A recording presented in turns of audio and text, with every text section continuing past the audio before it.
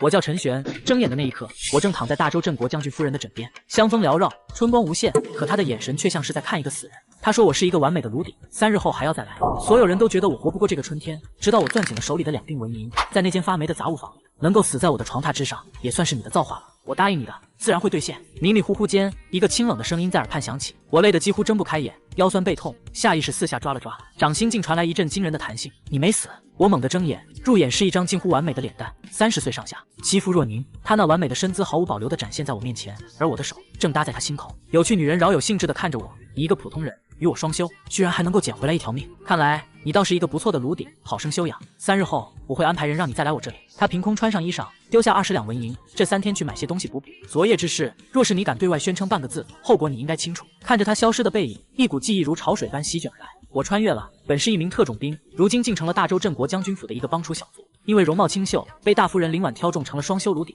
房门被猛然踹开，一个胡子拉碴的壮汉冲了进来。他娘的，陈玄，老子让你来是帮厨的，不是让你来睡大觉的。这是主厨赵松，我的顶头上司。他见我藏东西，3步并作2步冲过来，死死按住我的头，磕在床板上，生生抠走了那2锭银子。这是大夫人赏给我的。我低喝，啧，去了一趟内院，就不知道自己姓什么了。赵松狞笑，就算你是大夫人的人，老子现在把你弄死在这里，这偌大的将军府也没有一个人会在意。感受着额头的剧痛，我眼底的懦弱瞬间消散。现在的陈玄是21世纪的特种兵。我猛地提气，双手死死掰住赵松的大拇指，狠命向后100。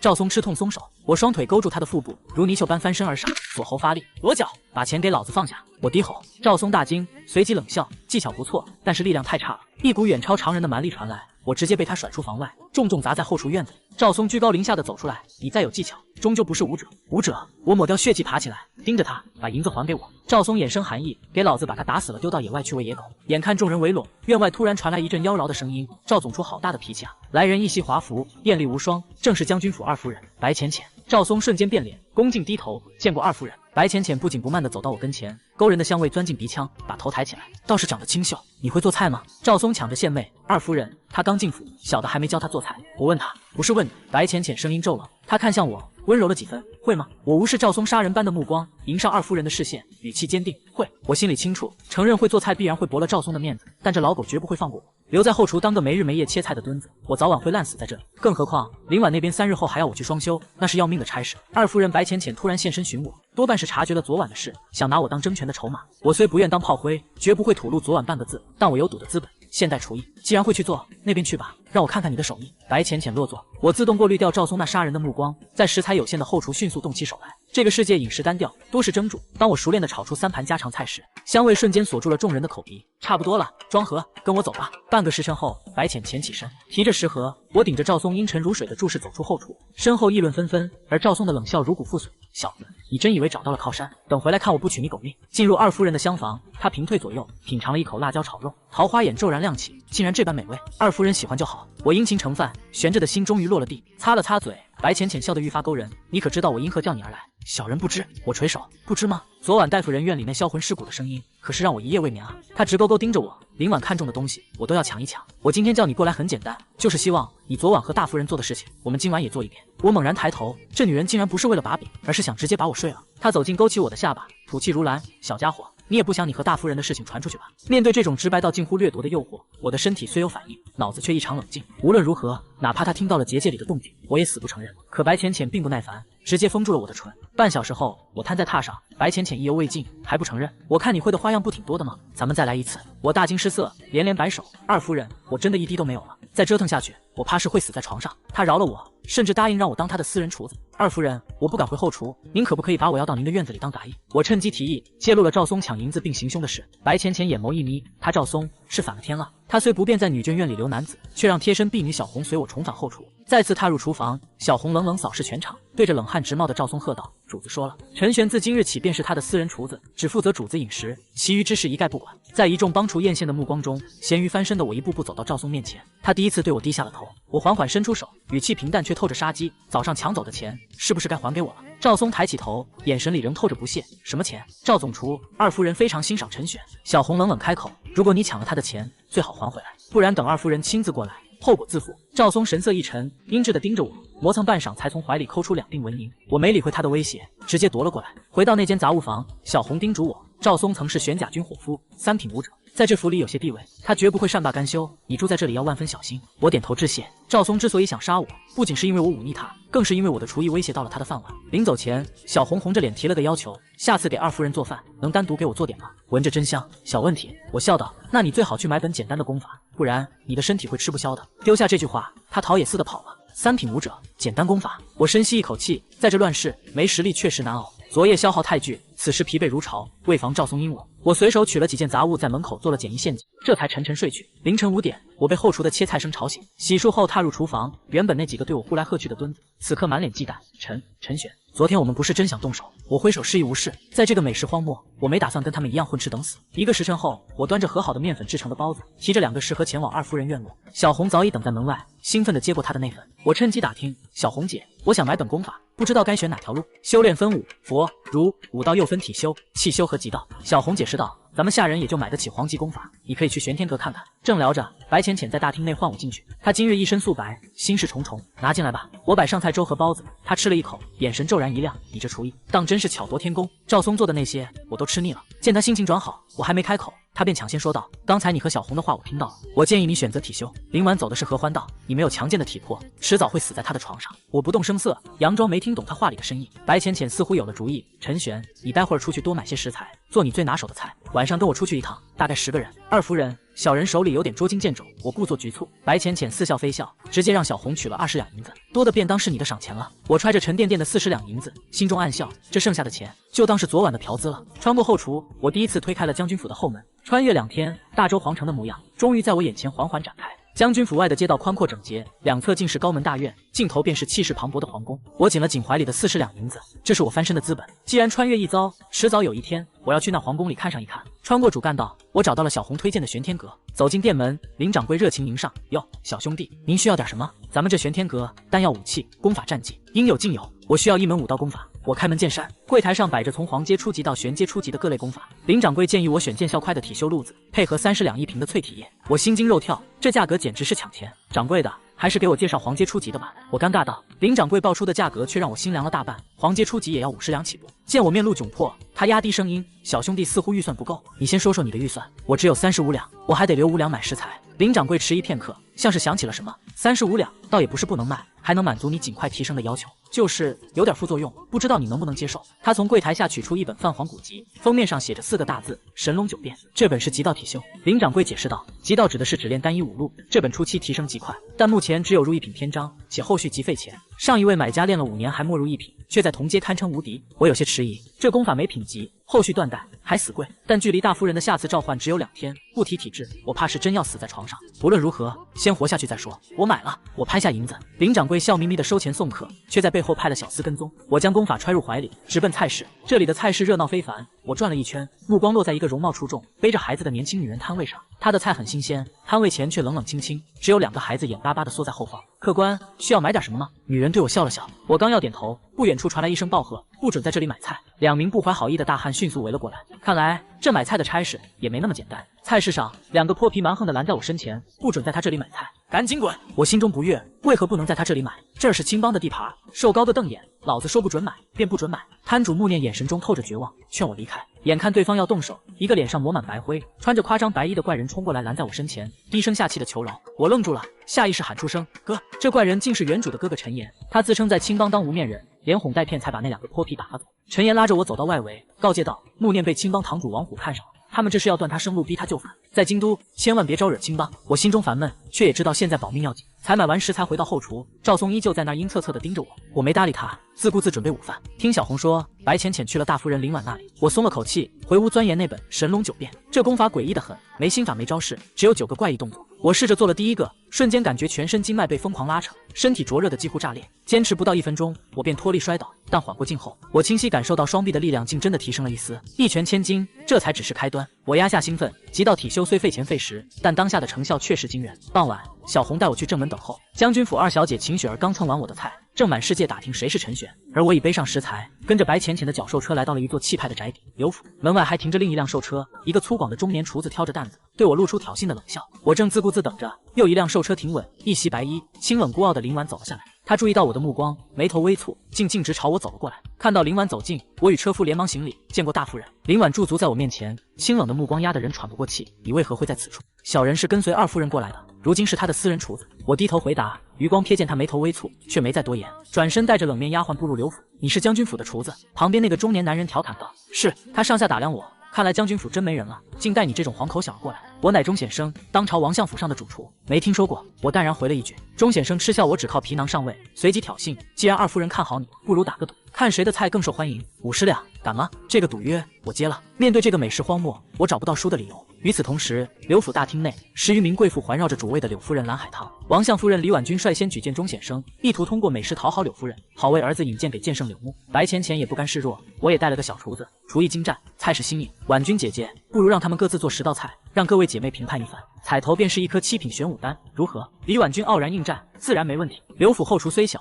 却五脏俱全。丫鬟宣读完比试规则，钟显生挑衅地看着我，小子，记得备好银钱。我笑了笑，自顾自处理起鸡肉。钟显生的食材虽高端，但在我看来全是浪费。半个时辰后，他端出一道精致的蒸菜，而我第一轮只上了一盘凉拌黄瓜。你不会以为靠几根廉价黄瓜就能赢我吧？钟显生一脸不屑。我斜了他一眼，你屁话挺多的。菜肴呈上大厅，贵妇们原本对钟显生的菜习以为常，却被那盘闻所未闻的凉拌黄瓜吸走了目光。此菜清脆可口，平庸的黄瓜竟能做出此等美味。柳夫人惊喜交加，众人几乎全票投给了我。白浅浅笑逐颜开，李婉君神色难看。接下来的比试成了一场单方面的屠杀。第2轮炸鸡，第3、4、5轮，每一道炒菜都让这些贵妇惊为天人。到了第6轮，柳夫人甚至不顾形象地将一碗东坡肉吃得精光，感叹道：浅浅，我都想把你这大厨挖过来了。白浅浅挑衅地看向李婉君，婉君姐姐，6轮过去你1轮未赢，这玄武丹我就笑纳了。消息传回后厨，钟显生满头大汗，眼神绝望。我冲他伸出手，淡淡一笑，给钱吧。钟显生额头上满是冷汗，看着我伸出的手，咬牙抽出一张50两的银票。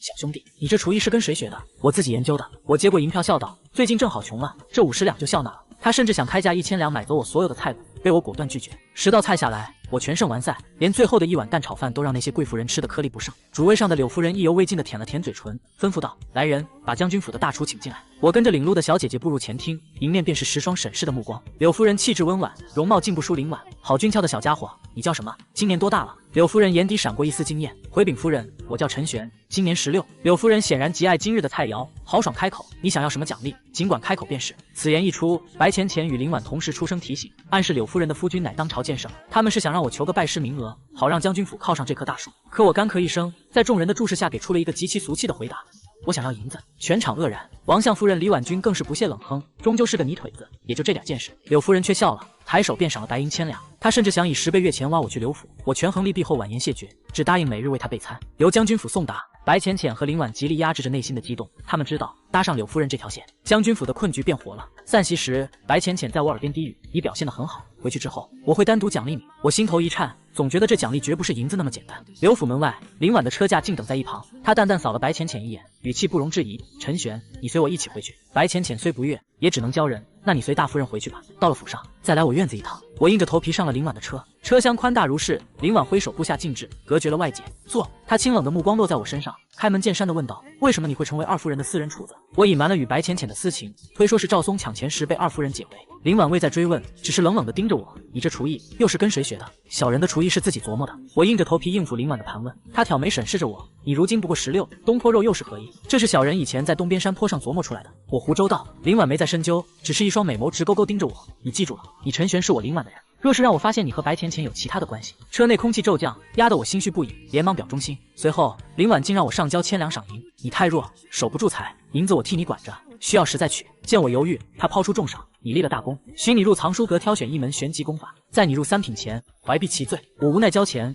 顺势提出想要奴籍契书。林婉眼波流转，竟答应出资与我合开9次，利润55分成。奴籍可以给你，但你不可离开将军府，且每过3日必须来和我双休一次。他像看工具一样看着我：明晚记得来我院中，放心，只要你习武，双休对你大有裨益。我压抑着狂喜点头，这哪是奖励，这是直接送了我一座金矿加一个8品高手的靠山。下车时，白浅浅不合时宜地抛来媚眼：去选了功法，记得来我院子，我要亲自赏你。林婉面无表情，转头吩咐婢女小昭带陈玄去听雨楼挑选玄级功法。跟在小昭身后，我才得知林婉竟是8品巅峰高手。今晚我的表现让将军府攀上了刘府这棵大树，意义非凡。来到听雨楼，守门老头秦爷那冰冷的眼神让我如坠冰窖。他传音入耳警告我：小子，这将军府内不该碰的女人，你千万别碰！我还没回过神，一个黑色玄衣的靓丽女子便风风火火冲了出来。陈玄，快跟我去后厨做饭，中午吃了你做的菜，晚上那些猪食我一口都咽不下了。他一把抓住我的手，力气大得惊人。此人正是二小姐秦雪儿。小昭连忙解释大夫人的差事，秦雪儿却不耐烦地把我拖进2楼。我带她选，我对这儿熟。2楼玄阶功法凌厉，分气修、炼体、极道。我正对着炼体书架犹豫，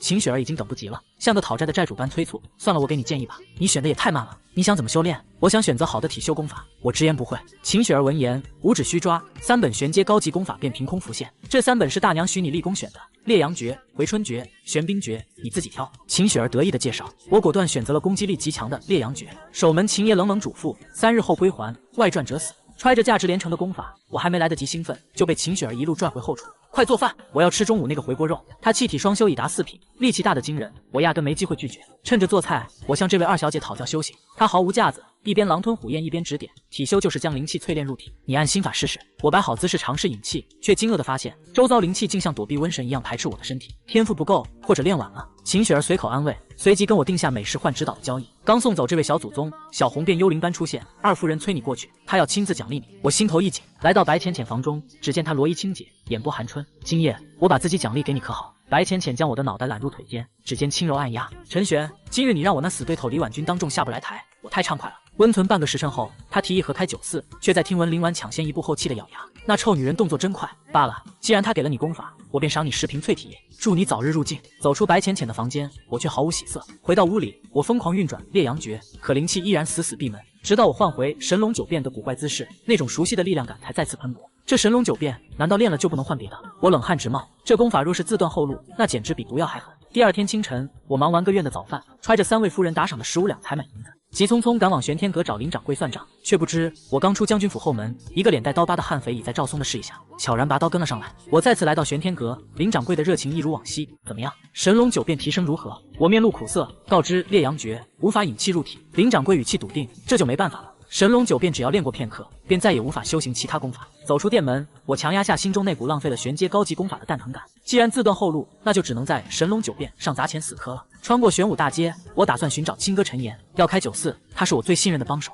路途中，我再次遇见了那个背着孩子流泪的穆念，青帮的围堵让他连菜都卖不掉。等酒肆开了，或许能拉你一把。我心中暗想，身为特种兵的直觉告诉我，身后那个刀疤脸刀客已经跟了我几条街，他不敢在闹市动手，正耐心地等待时机。我若无其事地买齐食材，打听到了无面人表演的院子，交了5文钱入门费。入眼的一幕却让我瞬间火大，几个白衣抹脸的无面人在表演杂技，而其中一人4肢被绑在木桩上，任由买票的人随意殴打。那挨打的人正是陈岩。看着大哥那张红肿却还要强挤笑脸的脸，原主的记忆与我的愤怒瞬间炸裂。这些年他就是靠这种沙包行当供养家里的，有什么办法让他不挨打吗？我冷声问。有啊，20两银子，一次性买断。旁边的强哥戏谑道：你这小厮见过20两吗？我直接掏出银子甩过去，给我个松绑。陈岩惊怒交加，以为我偷了主子的钱，急得直跺脚。我一把拉着他回到一处破烂小院，将刘府赏赐1000两，准备与大夫人合开酒肆的事和盘托出。哥，以后别干无面人了，去酒肆当主厨，咱们换大房子住。陈岩眼眶通红，狠狠拍着我的肩膀。好啊，玄哥有出息了。可随即他神色却透出一丝死灰，不是不愿意，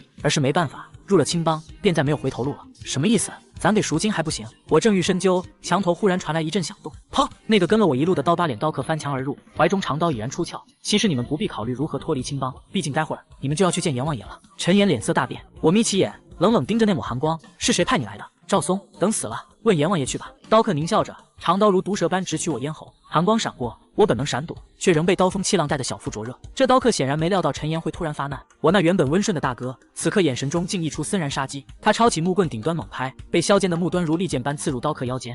刀客痛吼，我没闲着，趁其分神，一把沙土扬向他双眼，随即借着惯性跪地滑行至其身前。我双臂如铁钳般锁住他的脖子，全身发力，裸脚练习神龙九变后的力量爆发，让刀客瞬间窒息。他带我重重砸向地面，我死不松手，直到陈岩捡起地上的断刀架在他脖颈。撒手！陈岩低吼，我脱力松手，大口喘息。刀客眼神惊恐，怎么也没想到会栽在2个不入品的蝼蚁手里。给条活路，大家都是讨生活的人。刀客哀求，讨生活？用别人的命来讨生活？我冷笑。陈岩再次质问幕后主使，刀客却猛然伸手夺刀，刺了。陈岩没有任何犹豫，长刀划过，鲜血飞溅。我心中微震，大哥这杀人的手段如此自然，他在京都到底干的是什么营生？可惜没问出是谁。陈岩看着尸体，神色复杂，大概率是赵松。我解释了几句，随即追问：“哥，你刚才说无法离开青帮，为何？”陈岩叹道：“入了青帮，离去便是不死不休。曾有驸马想接走亲哥哥，结果一家13口除驸马外全死。我倒吸一口凉气，这青帮在京都竟是这般手眼通天的庞然大物。不仅如此，陈岩还透露了青帮二当家禁教鸡哥，习武2年半必须入境的规矩，更是让他感到一阵古怪，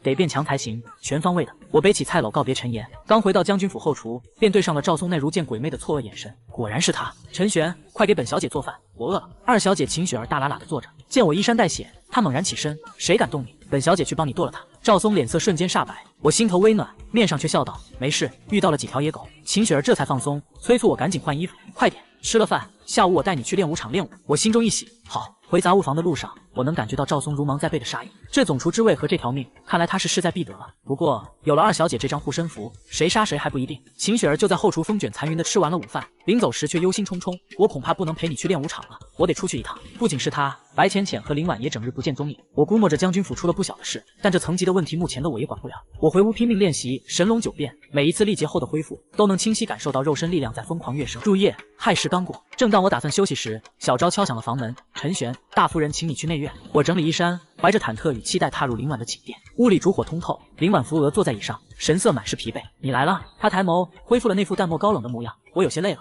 你来吧。”我一愣，直接开始吗？不然呢？抱我去床上吧。他语气不容置疑。我伸手将这位绝色佳人横抱而起，感受着怀中的温软，走到了床榻边。为了缓解气氛，我试探着问道：“大夫人，是出了什么事情吗？你倒是心思缜密。”林婉挑眉，却不愿多谈，转而问道：“咱们的酒肆开起来，一日能挣多少？”我看出了他的焦虑，趁势问起青帮。林婉叹道：“想要让人从青帮出来，只有天子或剑圣开口。咱们边做边说吧。”他清冷的脸上露出一丝陶醉，轻声叮嘱：“你可以先进来了。”房间内春光无限，我发现与林婉双修时，体内竟有一股莫名的气息在游走。“陈玄，你是聪明人，关于青帮不要乱说。”林婉主动搂住我，伏在我耳边低语：“实力不够，赚再多钱也守不住。入了一品，你就能体会双修对体质的真正好处了。”一个时辰风云收敛，我疲惫瘫倒。林婉气色渐好，竟破天荒留我在屋里睡下。酒肆选址，明日便取。你估摸着初期能挣多少？他对此显得异常急切。我意识到将军府可能正面临财政危机，索性抛出了现代商业炸弹：“夫人，我建议同时开3家，一家主打玄武大街，针对王公贵族；第2家针对富户；第3家做自助，50文钱随吃随饱。最关键的是，我们要搞加盟。”林婉听得双眼放光：“加盟费？连锁店？这真的能行？炒菜早晚会被学去，不如我们先收取天价加盟费，把大周境内的品牌效应做死。”我将分级营销和品牌垄断的逻辑一讲，林婉彻底震惊了，她直勾勾地盯着我，眼中原本的高冷竟化作了一丝妩媚。没想到你在经营之道上竟然也有如此天赋，若此继承了，我的麻烦都能迎刃而解。不等我反应，她翻身压了上来，吐气如兰：“决定再奖励你一次。”大夫人，冷静！我话音未落，林婉便已翻身而上，折腾到后半夜，我累得沉沉睡去。林婉靠在我胸口喃喃自语：“小家伙，若你说的酒肆真能成，将军府可就欠你个大恩情。如今将军府财政亏空，被政敌王魁步步紧逼。”林婉起身穿戴整齐，吩咐守在门外的小昭：“今夜让他睡着，明日你带令牌陪他去看铺子，详细记录他的一言一行。此人或许是个奇才。”翌日清晨，我早早醒来，看着身边恬静睡去的林婉，我心中微动，蹑手蹑脚正要离开，送完早餐回后厨等着。林婉闭目开口。回到后厨，我惊喜地发现体质再次飙升。送完个院早膳，我提着食盒来到白浅寝处，他如期给了我10瓶天价淬体液，却也难掩幽怨。哼，平时在我这儿没见你这么卖力，昨晚在大夫人榻上辛苦了吧？我赶忙转移话题，抛出香水和烈酒的生意经。白浅浅听得云里雾里，却也爽快答应55分成。随后他因府内变故续回娘家半月，这对我而言正是埋头搞钱和修炼的大好时机。回后厨后，我趁小昭还没来，抓紧练习神龙9变。惊人的是，第一个动作我竟能纹丝不动地坚持一整盏茶的时间，这就是双修带来的提升吗？我握紧拳头，浑身肌肉暖洋洋的，毫无疲惫感。小昭过来唤我去看铺子，我趁机提议去练武场测试。将军府的测试方式简单粗暴，单手举10吨。我来到200公斤、400斤的10吨前，沉腰提气，猛然发力，沉重的10吨被我稳稳举过头顶。小昭面露诧异，不远处的舞痴秦雪儿也睁开了眼。在这个世界，400斤力气已是入1品的门槛，而我仅仅修炼了3天，即便陈岩练了2年多，也不过500斤。你肉身天赋很强。秦雪儿走过来，难得大方地承诺，修行上有问题，送餐时随时问我。与此同时，大周皇宫御花园内，林婉正神色平静地跟在延禧太后身后。林婉，听说皇帝将今年的军服采购给了王奎。太后缓缓开口，圣上如此做，自有他的理由，臣并无异议。林婉低头，眼中却闪过一丝不易察觉的寒芒。御花园内，延禧太后轻拍林婉的肩膀：“哀家不日前听闻刘府出了个顶级大厨，不日便是哀家寿辰，可否借你这大厨一用？”林婉神色微变，只能硬着头皮应下。我此时正跟着小昭在街上选址，我锁定了风景绝佳的藤阳楼区域，那里是达官显贵的聚集地。这藤阳楼背后的主人里头，是当朝丞相王奎的小舅子。小昭提醒道。我心中冷笑，原来又是王相的势力。我随即指向旁边一家闭门歇业的空置酒肆，就暂定此地吧。我拍板道，这楼规模不小，正适合我的计划。选好几处地址后，小昭带我前往贫民窟寻找木匠，那是他认识的一位手艺人木匠。刚到街口，便听见一阵凄惨的叫骂声，人群深处，几个大汉正围殴一名年轻人，旁边跪着个白发老人，苦苦哀求：“别打了，求你们别打了。”最让我震惊的是，摊主穆念竟也在场，他被两人架着，眼神中尽是认命的绝望。是青帮的人。小昭低声道。我上前打听，得知穆家的儿子穆雷被青帮算计，欠下1000两赌债，对方竟要强抢穆念抵债。小昭俏脸含煞，直接上前喝止：“住手！”穆念看到我，眼中刚闪过一丝希冀，却又瞬间熄灭。青帮的混混见小昭生得漂亮，竟出口调戏。啪！小昭抬手便是一记响亮的耳光。我乃将军府大夫人贴身丫鬟小昭，也是你能调戏的。将军府的名头一亮，青帮的小喽啰们面面相觑。领头的大汉捂着脸，硬着头皮亮出借据：“小昭姑娘，欠债还钱天经地义。”他借了1000两。我蹲下身，拉起瑟瑟发抖的穆雷，冷声问道：“到底欠了多少？”我没赌，我喝了一口酒就昏了。醒来他们就说我借了1000两。穆雷颤抖着解释。我心中了然，这就是个局。领头人还想叫嚣，小昭却不再废话，周身猛然爆发出一股恐怖的气息，瞬间将两人扇飞出数米远。放人！小昭护住穆念，气场全开。我径直走向那名领头的混混，劈手夺过那张所谓的借据，当着他的面撕得粉碎。现在他不欠了，小子，你坏了我们堂主王虎的事儿，会死的。对方咬牙切齿的威胁。王虎吗？小昭冷冷一笑，我记住了，今天回去我会如实禀报大夫人，让他去朝堂上问问天子，青帮在京都是不是真的无法无天了。看着地上那群狼狈的身影，小昭厌恶地吐出一个字：滚。看着神色冰冷的小昭，青帮众喽啰不敢对视，扶起倒地的领头人，灰溜溜逃了。周围响起一阵叫好声，看来这青帮在京都早已是民怨沸腾。我不禁长叹，天子脚下竟让帮派如此作威作福，这大周朝堂怕是已腐朽不堪。穆老爷子带着儿女当众跪下谢恩，那穆雷相貌平平，甚至有些丑陋，穆念却生得如浇花照水，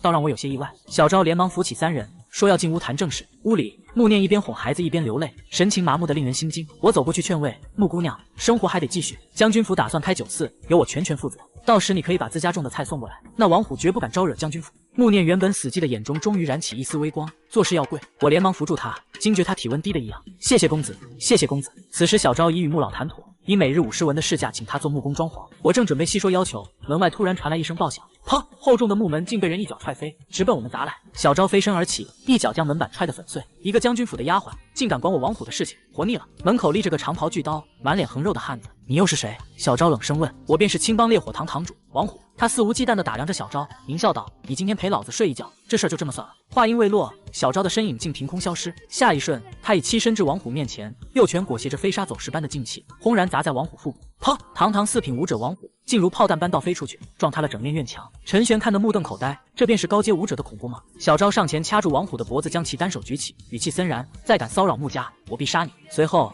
他一脚踢飞王虎，逼得青帮余孽留下几两修门钱，才狼狈滚蛋。回府路上，我忍不住追问小昭姐：“青帮到底是朝廷建的吗？”小昭迅速捂住我的嘴：“这些话会掉脑袋的，你只需知道，青帮规矩极严，加入者绝不可离开。”回到将军府，我迅速做完午膳送到凌婉处。他已知晓此事，淡淡叮嘱：“青帮的事不必再管。至于你哥，有机会可向柳夫人提一嘴，但别抱太大希望。”随即他转入正题：“你打算把酒肆开在藤阳楼旁边？如果有把握击垮他，那就定在那里。”我深吸一口气，眼神坚定：“肯定可以做到。另外，大夫人，开业前我得培养几个信赖的厨子，但我哥无法离开青帮。”凌婉眉头微蹙：“你不亲自担任？”这份精简后的第一人称视角续写，去除了繁琐的赶路与心理描写，强化了陈玄在刘府博弈与勇闯烈火堂的冲突，篇幅压缩至原文字数的70%左右。开业前，我保证能教出2个不比我差的厨子，但必须是大夫人绝对信任之人。我立下军令状。凌婉将信将疑，却也点头：“若教不出来，就还得你上。下午我去谈楼，你哥的事，你去刘府碰碰运气。”我提着食盒直奔刘府，丫鬟领我入厅，主位上坐着温婉的柳夫人，旁边则是一位白衣飒然、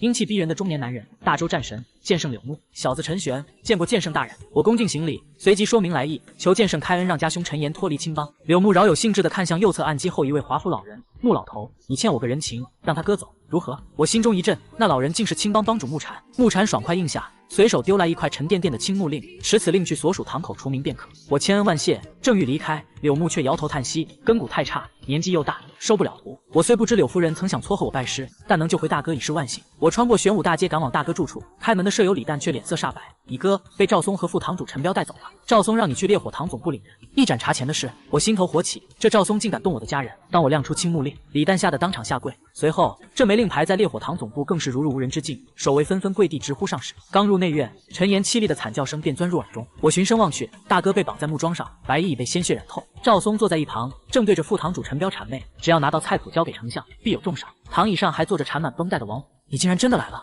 赵松阴笑着起身，你们倒是兄弟情深啊。王虎也认出了我，咬牙切齿，就是这小子带人打伤我的。来人，先打断他的双腿。赵松狞笑着走向我，这就不劳烦青帮兄弟了，交给我亲自来就行。我冷冷地看着这跳梁小丑，右手缓缓举起了那枚青色的令牌。赵松起身狞笑，满脸不屑，你这辈子最不该做的就是忤逆我，没有我，你连将军府的大门都进不去。我没理会他，只是看着浑身是血的大哥。陈岩绝望地喊着让我快跑，赵松却步步紧逼，逼我交出菜谱。就在他以为胜券在握时，我瞬间举起右手，青木令在此，青帮众人听令。原本看戏的青帮帮众大惊失色，齐刷刷跪了一地，连重伤的王虎也挣扎着跪下，满脸难以置信。拿下赵松！我冷冷开口。赵松脸色狂变，自是三品体修的实力，竟困兽犹斗，直取我咽喉。小子，我他妈杀了你！烈火堂副堂主陈铎瞬间拦在我面前，叹道：“赵兄，认命吧！”几名高手合围之下，赵松终究支撑不住，被打得满脸鲜血，跪在我面前。陈玄，你想做什么？他颤声问道。我直接拔出长刀，寒光刺眼。赵松惊恐地搬出将军府当挡箭牌，我却语气平淡地将他的话还了回去。这京都一粒尘埃砸落下来，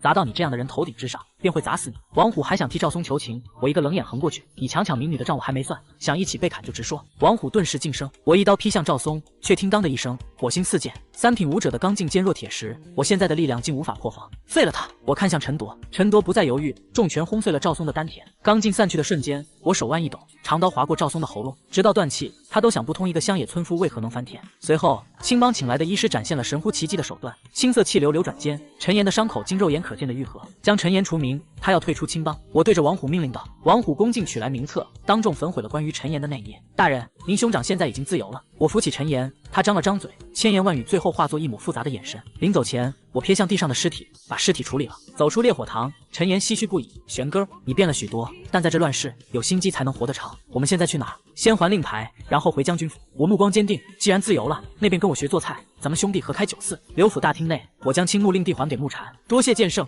木帮主、柳夫人。我躬身谢礼。柳木神色淡然，记住你的承诺。我迟疑片刻，决定如实相告在烈火堂狐假虎威杀掉赵松的事。三人听闻我这16岁的少年竟有此胆识，皆露出一丝诧异。你没对青帮的人动手，那就无妨。柳木开口道，但你该想好如何向你家夫人交差。就在我准备告退时，柳木突然叫住我，小子，提醒你一句，你这厨艺背后牵扯利益极大，没有赵松，也会有李松、王松。若没实力守住财富，不过是为他人做嫁衣。武道天赋虽差，但那不是决定一切的东西，你可明白？我郑重的点头，多谢剑圣指点。走出刘府，我长舒一口气。剑圣这番话字字见血，在这个世界，拳头不硬，钱财便是催命符。回到将军府，我步步的休息，跟着小昭直奔林婉的院子。大夫人，我把赵松杀了，请夫人责罚。我单膝跪地，将赵松勾结王虎、绑架我兄长、抢夺菜谱的事原原本本说了一遍。林婉端着茶盏的手微微一顿，随即冷笑：这吃里扒外的狗东西，杀得好！自今日起，你便是将军府后厨总厨。多谢夫人！我心中狂喜。林婉不仅不追究，还许诺替我摆平赵松在玄甲军的人脉残党，并催促我明日开始着手酒肆的装潢。随后，小昭带我来到后厨，当众宣布，自今日起，后厨一切事宜皆由陈玄说了算。看着那群目瞪口呆的厨艺，我跨前一步，环视众人。我当总厨后，各位的工钱，我绝对不拿一文。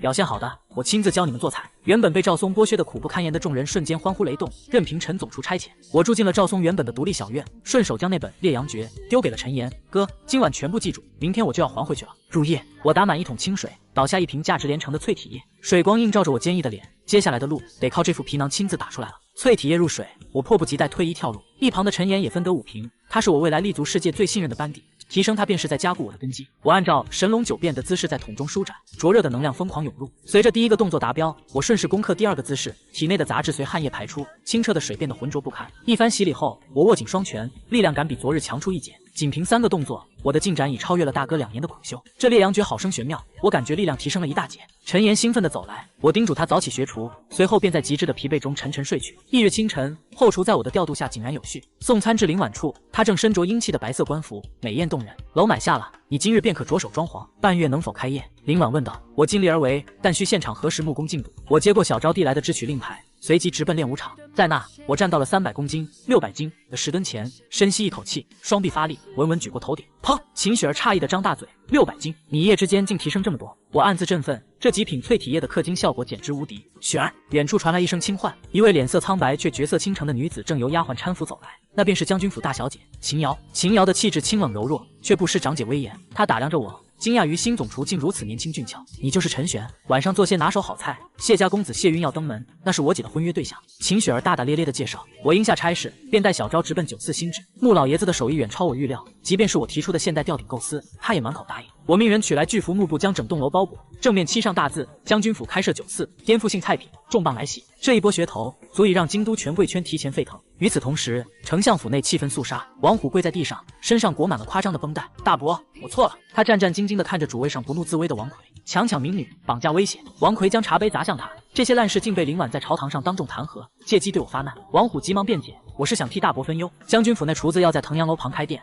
我是想抢他菜谱。李婉君在一旁帮腔，夫君，我吃过那陈玄做的菜，绝不能让他们在腾阳楼边立足。王奎眼中寒芒闪烁，这94之争显然已成了相府与将军府角力的前哨。丞相府内，王奎听完李婉君对厨艺的描述，捋须冷笑，不出3月，腾阳楼恐怕就会。王虎，你给我将功补过，无论用什么方法，绝不能让将军府的94开起来，且不准留下把柄。明白了。王虎咬牙应下。将军府内，我刻下了白浅浅留给我的极品淬体液，在烈阳诀与神龙九变的双重打磨下，我坚持的动作已来到第5个。陈岩见我如此拼命，也咬牙将权力目标定在了800斤。深夜，我从不安中惊醒，哥，咱们把店开在腾阳楼边上，王奎绝不会坐视不理。我们兄弟2人连夜赶往工地，刚靠近，便听见一阵低沉的惨叫，人群散开，邋里邋遢的秦爷蹲在几个鼻青脸肿的纵火犯面前，懒洋洋的开口，果然被大夫人猜对了，敢烧将军府的产业，灭你们9族也不难吧？那几人吓得瘫软，供出是一个戴面纱的女人出钱指使。秦爷没再深究，转头看向藏在暗处的我，别看了，滚出来吧。我带陈岩上前行礼，秦爷淡淡道：94对将军府很重要，你安心做菜，这里有玄甲军日夜轮值，一只苍蝇也飞不进去。我抬头看去，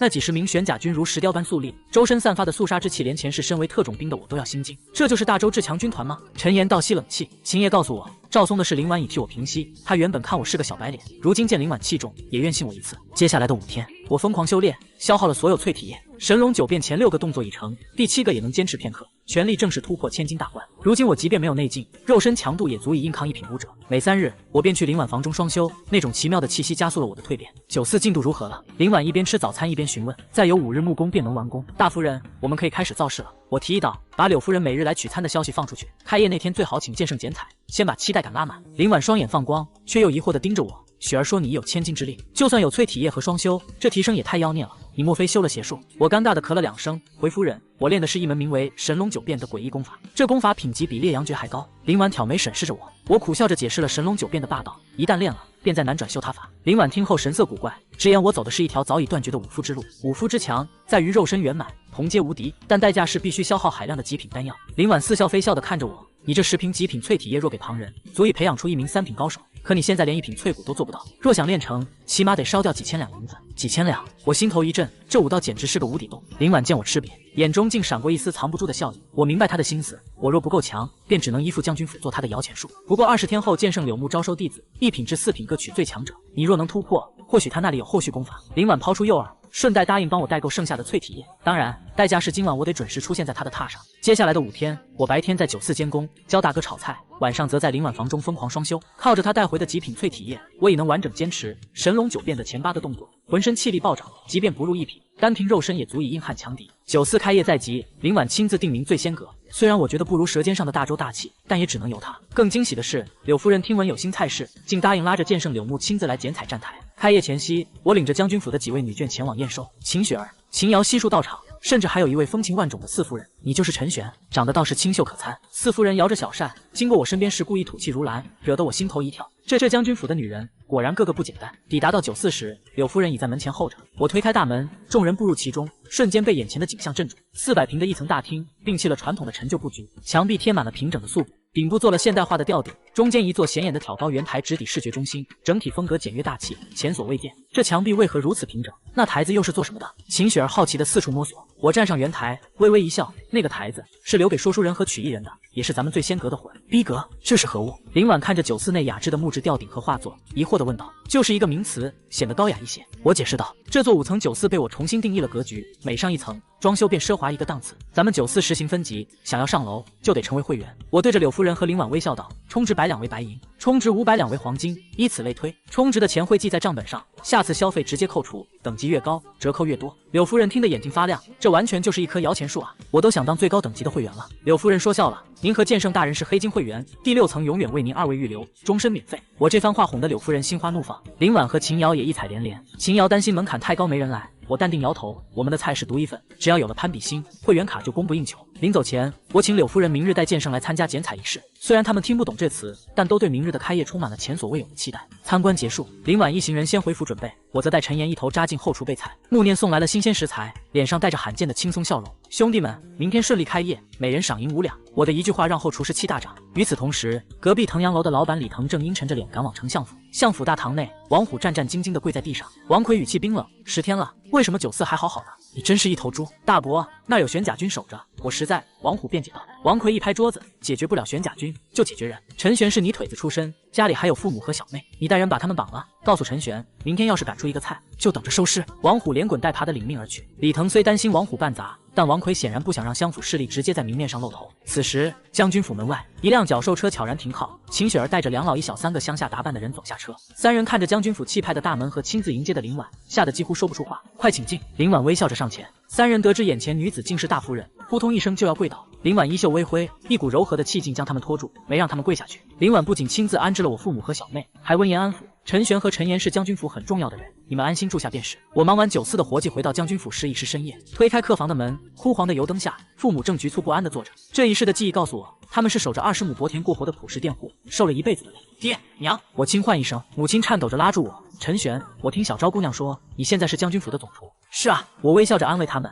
陈岩也在一旁兴奋地描绘着未来的大房子。父亲陈峰虽听得云里雾里，却不忘叮嘱，购置房产就算了，把钱存起来讨媳妇。隔壁二狗同岁都2胎了。我一阵语塞，只能借口等大哥先去。看着父母在惊吓与惊喜中渐渐安稳，我心头的大石总算落地。回到屋里，我强撑着练完最后一套神龙9变。一旦9四步入正轨，我必须全身心冲刺一品。剑圣柳木是大周唯一的9品，若能成为他的亲传弟子，地位将远超总厨，这才是真正的护身符。翌日清晨，我早早起身，林婉在院中凉亭等我，眼神中竟透着一丝罕见的焦虑。陈玄，定价人均10两银子，会不会太高了？我看着这位掌管大权的8品高手，此时竟像个患得的小商人，忍不住伸手抓住了他的手。你信我？林婉愣住了，清冷的眸子里闪过一丝异样。我意识到失礼，连忙松手。他没怪罪，只是淡淡吩咐：去准备吧，午市剪彩，我会准时的。我带着后厨班底赶往醉仙阁。此时门外已是车水马龙，京都的员外商贾闻风而动，甚至连当朝大儒陈弘毅老先生也早早候着。陈老先生稍等，开业之际第一时间给您上菜。我一一打过招呼。午时将至，柳木夫妇与林婉齐齐现身。林婉脸上的忐忑已化作端庄清冷，她缓步走到台前，环视里3层外3层的华服人群，声音清亮：承蒙各位捧场，我将军府无意间招募到一位神厨，这味道大周都该尝尝。说罢，他猛地拉下幕布，哗啦！阳光下，装修奢华、气派非凡的醉仙阁招牌赫然映入所有人眼帘。透过门窗，大厅内简约大气的装潢让京都权贵们眼目一新。后厨端出的卤味香气四溢，瞬间勾起了所有人的食欲。柳夫人当众赞道：“这位大厨的一贯绝古精，绝对物超所值。”她甚至催促林婉快点剪彩，好让他早点开动。我宣布，醉仙阁正式开业。随着林婉话音落下，红彩断开，爆竹齐鸣。我站在门口朗声宣布：本店共6层，1楼大堂随到随用，2楼及以上为包间，需充值成为会员，100两白银为白银会员，可入2层。以此类推，人群中炸开了锅，有人嫌贵，也有人讥讽穷鬼别挡路。可随着第一批食客尝到那惊为天人的卤味，怀疑瞬间化作疯狂的拥挤。6楼包房内，柳夫人全无吃相的狂炫美食，大儒陈弘毅更是兴起吟诗。林婉俯瞰着楼下川流不息的人群，终于如释重负。我与陈岩在后厨忙得锅铲冒烟。不出所料，这种划时代的炒菜风味对大周人有着降维打击般的杀伤力。原本还在观望的客人在付账时，竟然排着队要求加充会员，不仅为了折扣，更为了那口绝活。隔壁腾阳楼前门可罗雀，老板李腾站在阴影里，眼神冰冷的可怕。忙到下午3点，我才将最后一个菜炒完，宣布全员赏银5两。走出后厨，我被前台的景象镇住了。堆积如山的纹银前，林婉正疯狂拨动算盘，小昭与秦瑶满眼都是压制不住的兴奋。收益如何？我问。陈玄，这简直是个奇迹。林婉吞了吞口水，仅中午1顿，50张桌子翻了3轮，营收足有1万两，除去成本，纯利润9000两。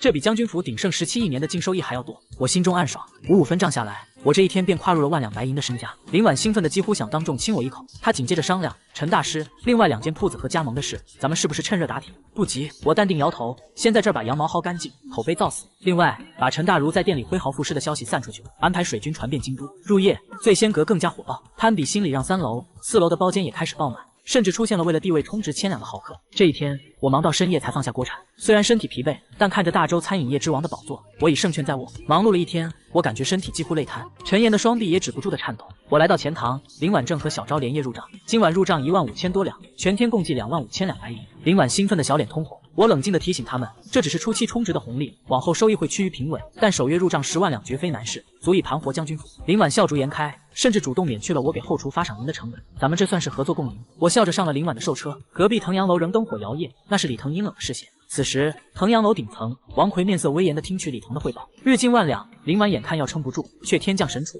王奎语气平静，却杀机毕露。得知王虎绑架我家人扑空跑路后，王奎冷声下令处决办事不力的找茬。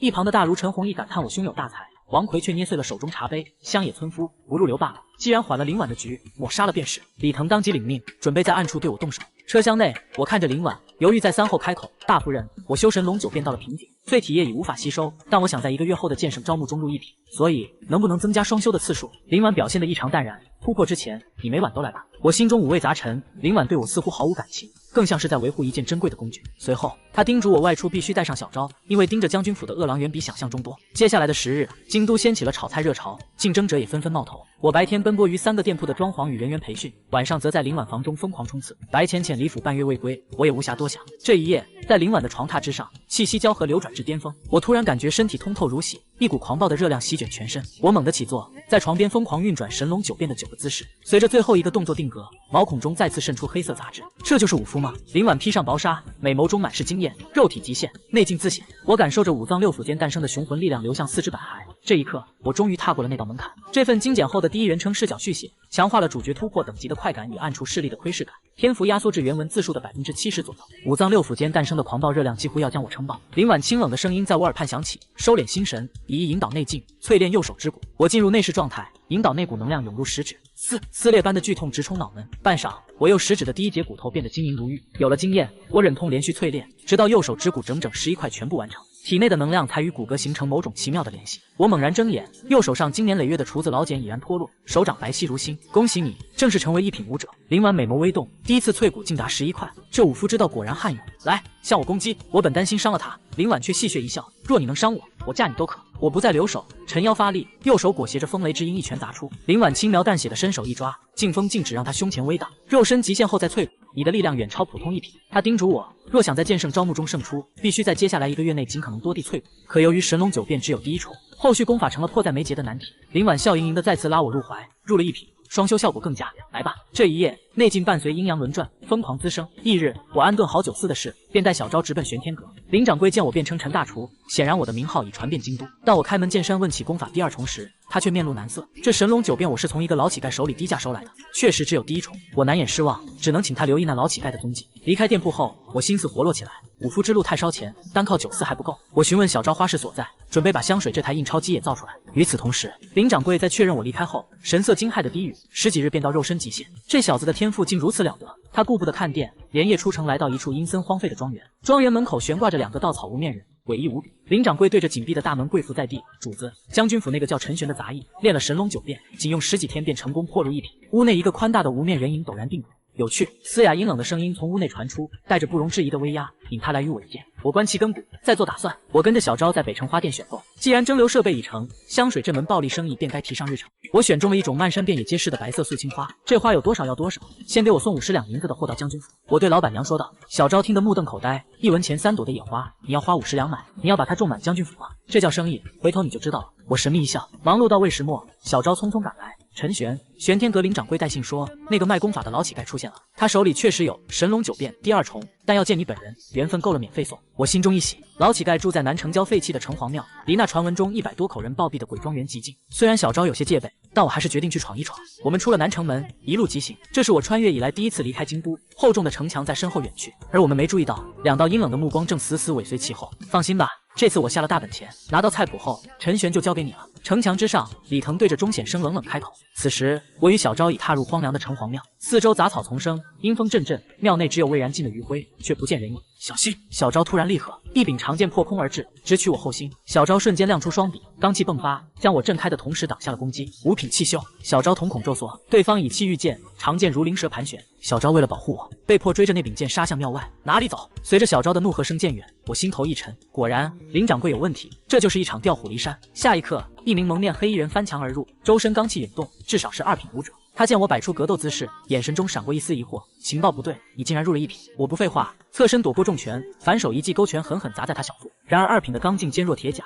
这一拳竟没能伤他分毫。是谁派你来的？我冷声问。等你被活捉了，自然就知道。他再度扑来，目标显然是我的菜谱。吵死人了！一个嘶哑苍老的声音突然在头顶炸响，一个邋里邋遢的身影从房梁坠落，稳稳倒在我身前。是你打扰老子的美梦？老者不见任何内劲波动，随手一抓，那二品黑衣人的衣裳瞬间崩碎，整个人如炮弹般被弹射出去，撞塌了远处的断墙。我目瞪口呆地看着眼前的一幕，这邋遢老头竟瞬间秒杀了二品武者。他懒洋洋地转过头，上下打量我。是林中那个奸商让你过来找我的。得知他是玄天阁掌柜引荐的，我连忙拱手行礼。老头啧啧称奇，林中说你10几天练成第一重，我还以为是吹牛，没想到真入了一品。那人还留了一口气，问完了再来找我。我奔向墙角，在那黑衣杀手断气前逼问，他满脸痛苦，血管竟在寸寸爆裂。杀了我，我是血堂的杀手，只是说活捉你给500两。见他生不如死，我索性用力一拧，给了他个痛快。回到庙内，老头似笑非笑，杀人如此果决，以前练过。我没接话，直奔主题请购后续功法。你觉得我缺钱吗？老头咧嘴露出残缺的黄牙，嘶哑道：我对银子没兴趣，万事看个缘分。功法我可以给你，但有3个条件。第一，以后我1日3餐你包圆了，每顿得有1只烤鸭。第二，3个月内练完第2重，否则缘分到此为止。我正欲答应，小昭提着匕首冲入庙内，神色凝重地护在我身前。你是什么人？连5品的小昭都如此戒备，这老头的实力恐怕远超想象。别紧张，我要动手他早大卸8块了。老头笑嘻嘻的摆手，我安抚住小昭。老头接着抛出第3个条件，我的存在不可告诉任何人，包括你家大夫人，一旦泄露，我立刻消失。他递给我几页泛黄的纸，这是第2重和2门战绩，记住，神龙9变一旦修习便无法回头，练不成你就永远当个2品吧。等我们离开，老头站在房梁上，眼神阴冷地盯着我的背影。孩子，再等3个月，药引便成熟了。城隍庙外的树林中，一名尾随的悬疑人正欲撤退，却被一只惨白的手扣住了肩膀。你啊，为什么要动我的药引呢？嘶哑的声音响彻，一颗头颅瞬间横飞。此时我与小昭正赶回南城门，小昭心有余悸。陈玄那老头身上阴气极重，我甚至觉得他不像个人。我摩挲着怀里的功法，心中疑虑更深，但也只能走一步看一步。城墙之上，李腾与钟显生正伸长脖子张望。掌柜的，你看，那是陈玄。钟显生指着前方，李腾猛然站起，看着我俩有说有笑地走回城，脸色阴沉到了极点。怎么可能失手？血堂的杀手都是废物吗？在这份精简后的第一人称视角续写中，我强化了豪门退婚的戏剧冲突，同时去除了冗余的日常过渡，篇幅压缩至原文字数的72%左右。回到醉仙阁，我迫不及待钻研起神龙9变第2重，依旧是9个姿势，却搭配了玄妙心法。我试着摆出第一式，体内竟瞬间滋生出比以往更雄浑的内劲。看来不仅要苦修，还得寻摸更高级的丹药配合。我翻到末页，惊喜地发现附带了2门战技：拳法升龙拳与剑招龙戏水。在这实力为尊的世界，这才是安身立命的根本。正打算闭关，小昭神色匆匆找来，陈玄，大夫人让你回府备餐，谢家的人要登门。今晚之后，谢家恐怕要退婚了。谢家那位婚夫谢晕，当年为攀附将军府踏破门槛，如今秦将军战死，府门示威，他们竟拿皇家当幌子，要逼大小姐秦瑶退婚。只可惜了大小姐的一片真心喂了狗。小昭咬牙切齿，我独自回府忙碌，刚处理完一车素青花，秦雪儿便气吼吼地冲进院子，那个负心汉谢晕就在大姐院门口。圣上发话了，大娘也不得不退。这群势利眼，我非阉了他不可。秦雪儿拉着我，非让我带着拿手的辣椒炒肉去安慰哭成泪人的秦瑶。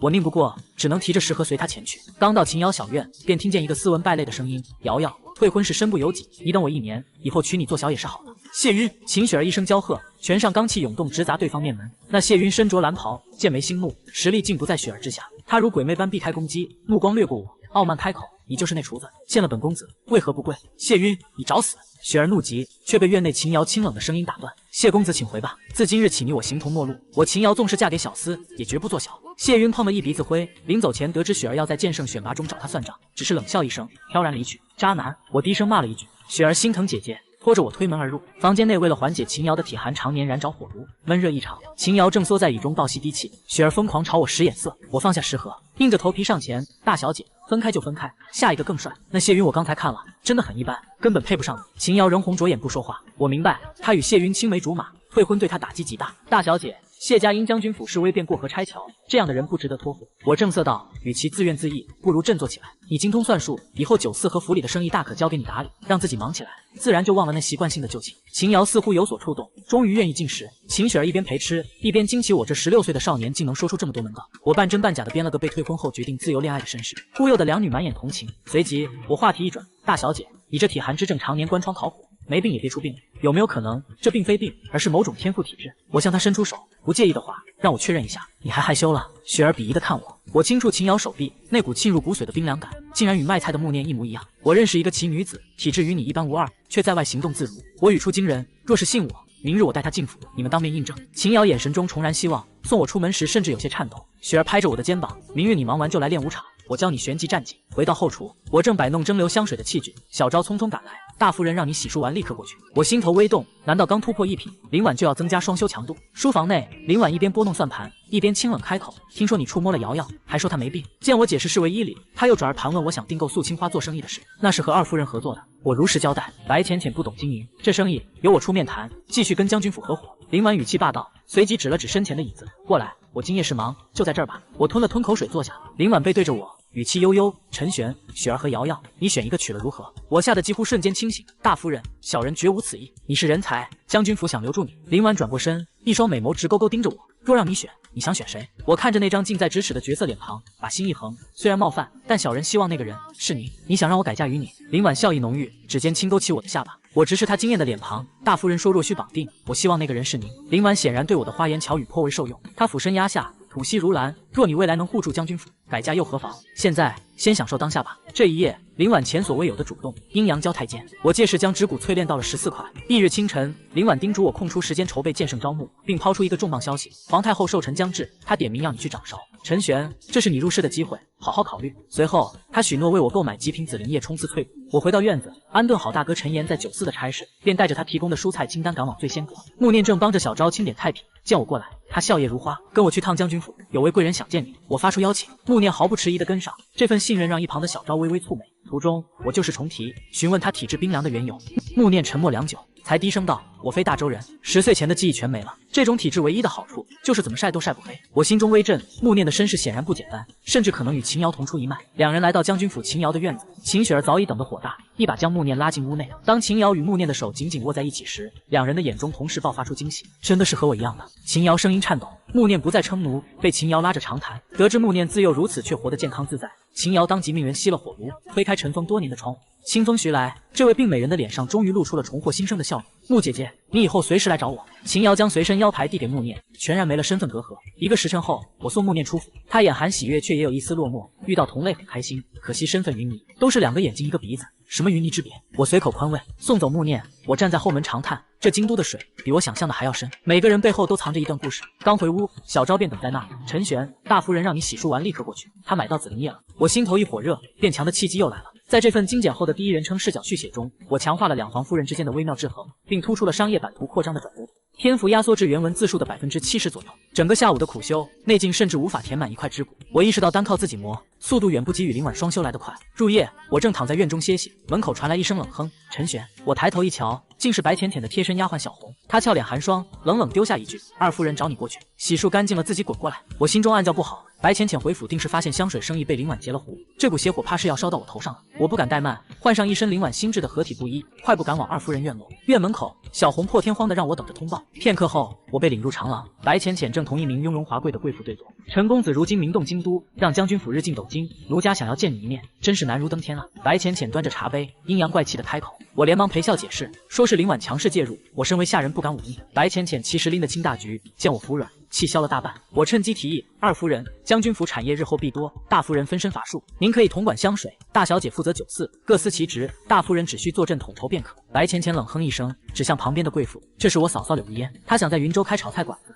你若能让她满意，我便不与你计较了。没问题，咱们本就有加盟制。我顺势抛出商业计划。柳玉烟是个识货的，听完我关于品牌效应、区域保护和利润分成的一套理论后，眼眸中异彩连连。奇才，这经商之法简直绝了！若我加盟，优势何在？您是云州第一家，且有醉仙阁的招牌护航。柳玉烟听完大喜，顾不得喝茶，便火急火燎的回去核算投资。白浅浅此时神色稍寂，却挑眉道：“算你有良心，不过嫂嫂今夜住我这儿，明晚你得找时间好好补偿本夫人。”我心头一紧，硬着头皮应下。白浅浅随即离去寻林婉索要香水经营权。书房内，林婉放下一沓账本，目光深邃的看着白浅浅。白浅浅，你争了一辈子，如今又要争陈玄吗？他是我发掘的人，我自不会让于你。白浅浅语气倔强。林婉叹了口气，答应将香水生意交给他，也算认可了我那个分权负责的法子。两女达成暂时的停火协议。待白浅浅脚步远去，林婉缓缓起身，对着门外的小昭轻声道：“去叫陈玄过来，我想睡了。”林婉院中云收雨歇，我右手16块指骨以悉数淬炼，内劲充盈。林婉靠在我怀里，对我提出的将军府公司化管理极感兴趣。我将董事长与分公司负责人的概念剥开揉碎讲给他听，听得他美眸异彩连连。陈玄，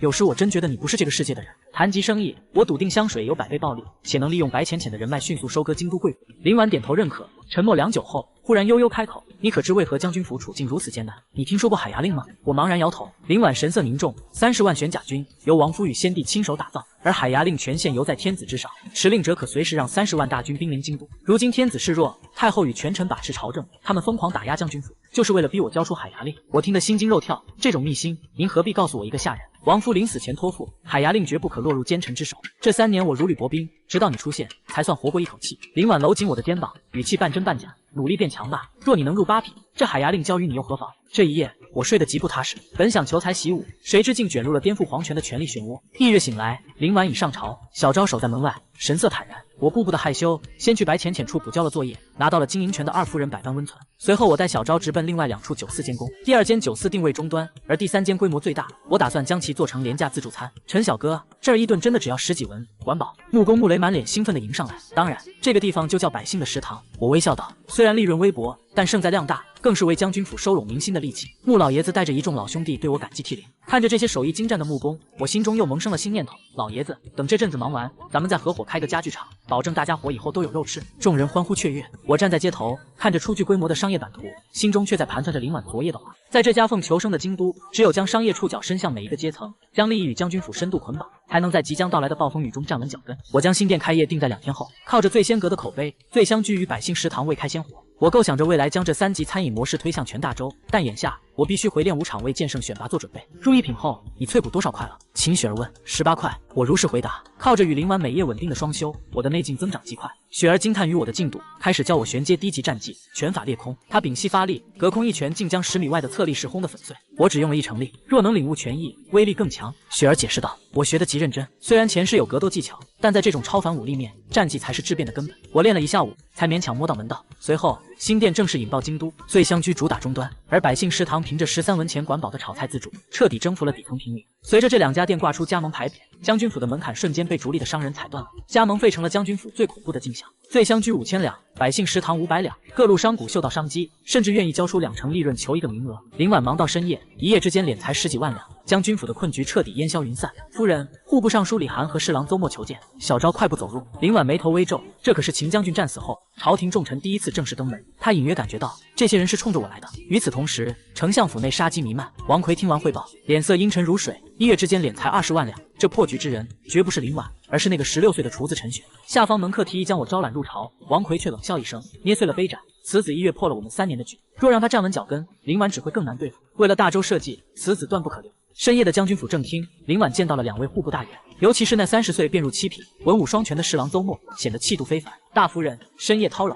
李涵拱手道：“我与邹大人此行，是想要向夫人讨要一个人。”林婉心中一动，面上却不动声色，不知李大人看中了谁。在这份精简后的第一人称视角续写中，我强化了户部抢人的暗流与入宫前夕的肃杀氛围。林婉断然拒绝了户部尚书李涵借人的请求。他很清楚，承认这些敛财奇招出自16岁的我，只会让我更危险。李涵碰了一鼻子灰，出门后对侍郎邹默叹道：“林婉是想保这孩子，但国库空虚，明日早朝必有人弹劾他敛财，到时咱们借机求圣旨，请他和陈玄去户部帮忙，由不得他拒绝。”此时我正坐在林婉房中，他沐浴后款款走来，美眸含笑：“陈玄，你想过未来吗？除了一人一剑仗剑天涯，可想过入世？”得知户部想招揽我头摇得像拨浪鼓，去户部守着摸得到却拿不走的银子，没劲。我只想在您手底下做事。林婉被逗乐了，翻身七赏。可国库确实太缺银子了，赋税收不上来，你有何良策？我思索片刻，可以发行国债，由朝廷出面担保向民间借款。听完我关于国债利息与信誉的解释，林婉眼中异彩连连，这法子妙，但大周从根上烂了，不改革终是治标。我感叹道。林婉没再多言，这一夜她破天荒的主动索取，我能感觉到她似乎真的有些离不开我了。翌日醒来，我全身淬骨已达25块，实力稳步提升。林婉为我备下10瓶极品紫灵液，后日太后生辰，她点名要你掌勺，这是诛9族的大事，菜单备好了吗？准备妥了，但最先阁得歇业2天，我得带信得过的班底进宫。为了这百官大宴，我忙得不可开交，直到第3日中午，林婉亲自带队，数十辆拉满食材的寿车浩浩荡荡穿过玄武大街，直奔皇宫。车厢内，林婉神色前所未有的严肃：“陈玄，太后要先见你，记住，无数双眼睛盯着这顿饭，御膳房绝不能出任何差错，除非有人收买了我的心腹，否则没问题。”我沉声回应。与此同时，丞相府内王奎冷冷发号施令：“李腾，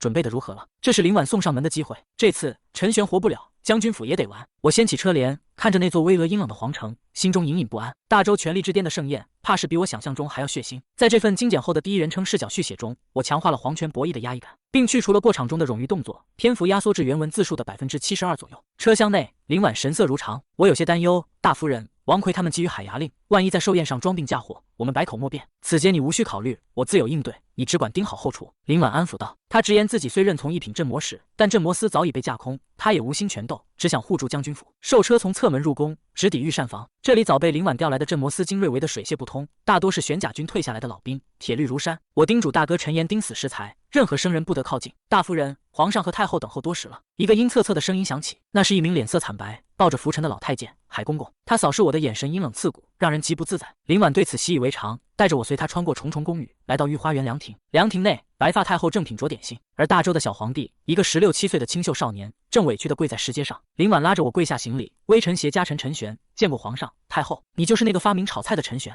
小皇帝兴奋抬头，却被太后一声冷哼压了回去。太后打量着我，似笑非笑，炒菜也就罢了，那会员制与加盟制，当真惊动了朝堂。陈玄，今日寿宴若出差错，哀家定拿你试问。我诚惶诚恐应下。告退时，我因皇宫太大迷了路，小皇帝竟跳起来喊道：“朕带你去。”太后自然不允，最终仍由海公公领路。可没走多远，小皇帝竟带着皇姐急匆匆追了上来。他平退海公公，围着我转了2圈。陈玄，你可知朕为何被罚跪？母后说你一介草民都有此经商大才，朕却手握天下无处施展，是个废物。我心说你家事与我何干，面上却只能装傻。小皇帝盯着我，目光突然变得肃穆。朕知你有才，来替朕做事吧。如今朕虽是空壳，但未来绝不亏待你。这突如其来的拉拢让我惊出一身冷汗。这种被架空的傀儡之争，稍有不慎便是粉身碎骨。皇上说笑了，草民并无此能。我连忙婉拒。小皇帝鄙夷地看我一眼，怂货罢了。朕知道你没那胆，你只需传话给林婉，朕是站在他这边的。说罢，他便带着公主迅速离去。我看着他的背影，心中唏嘘，这小皇帝看来也并非全然昏聩。转过头，海公公那毒蛇般的目光正死死盯着我。陈玄小哥，海公公佝偻着身子，声音沙哑，在这皇宫里，少看少说少听。今日寿宴，盯着你的人极多，若做不好，可是要丢命的。他挤出的那抹笑容惨白瘆人，我心底一沉，明白这顿寿宴绝不仅仅是做菜那么简单。我摸不准海公公是提醒还是威胁，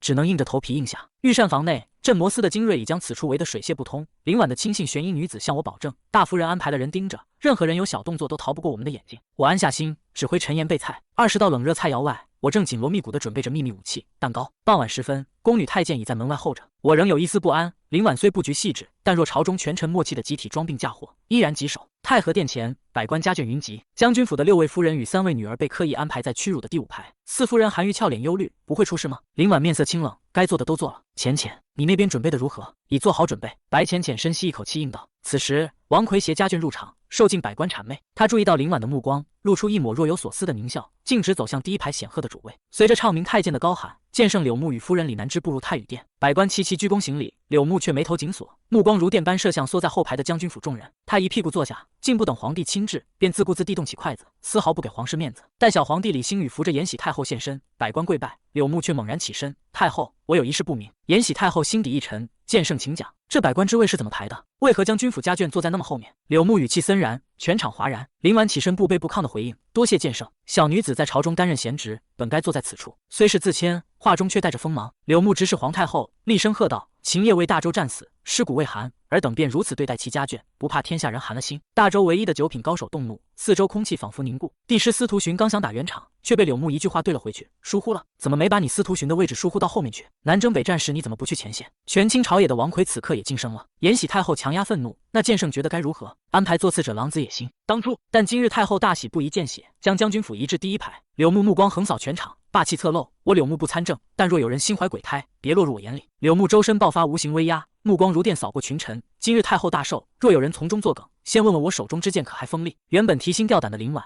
此刻心中大定。他本担心王相或太后会借食物中毒装病嫁祸，让陈玄沦为扳倒将军府的弃子。可剑圣当众发狠，连太后也不敢再触眉头。几名太监诚惶诚恐地将将军府的桌子抬至第1排。林婉面色如常，心中却知这一劫已过，剩下的就看陈玄的了。御膳房内，我推着由兽车拆卸改装的巨型底座，上面搁着耗费心血制成的多层蛋糕。陈玄接旨，传旨太监尖利的声音响起：“皇上口谕，请陈玄前往太宇殿，替百官解惑菜肴。”我领旨起身，招呼陈岩等人推车前行。当15岁的我出现在太宇殿前，百官揭露错愕，谁也想不到改变大周用食习惯的神厨竟如此年幼。小皇帝李星宇满嘴油光，指着蛋糕祈道：“那是何物？看起来很好吃的样子。”太后亦被那水果堆叠的为太后巴士寿陈贺吸引，眼中满是好奇。李南之更是舔了舔嘴唇，撺掇柳木收我为徒，好让他天天解馋。柳木却轻咦一声，步伐稳重，内劲内敛，这小子竟然破了1品，脆骨滋味可不好受。他倒是有些毅力。柳木虽嘴上说是靠药物堆砌，眼中却多了一丝欣赏。我带人跪在阶下，草民陈玄为太后80大寿贺。随后，我点燃8根蜂蜜蜡烛，请太后何时许愿。这从未有过的仪式感让太后龙颜大悦。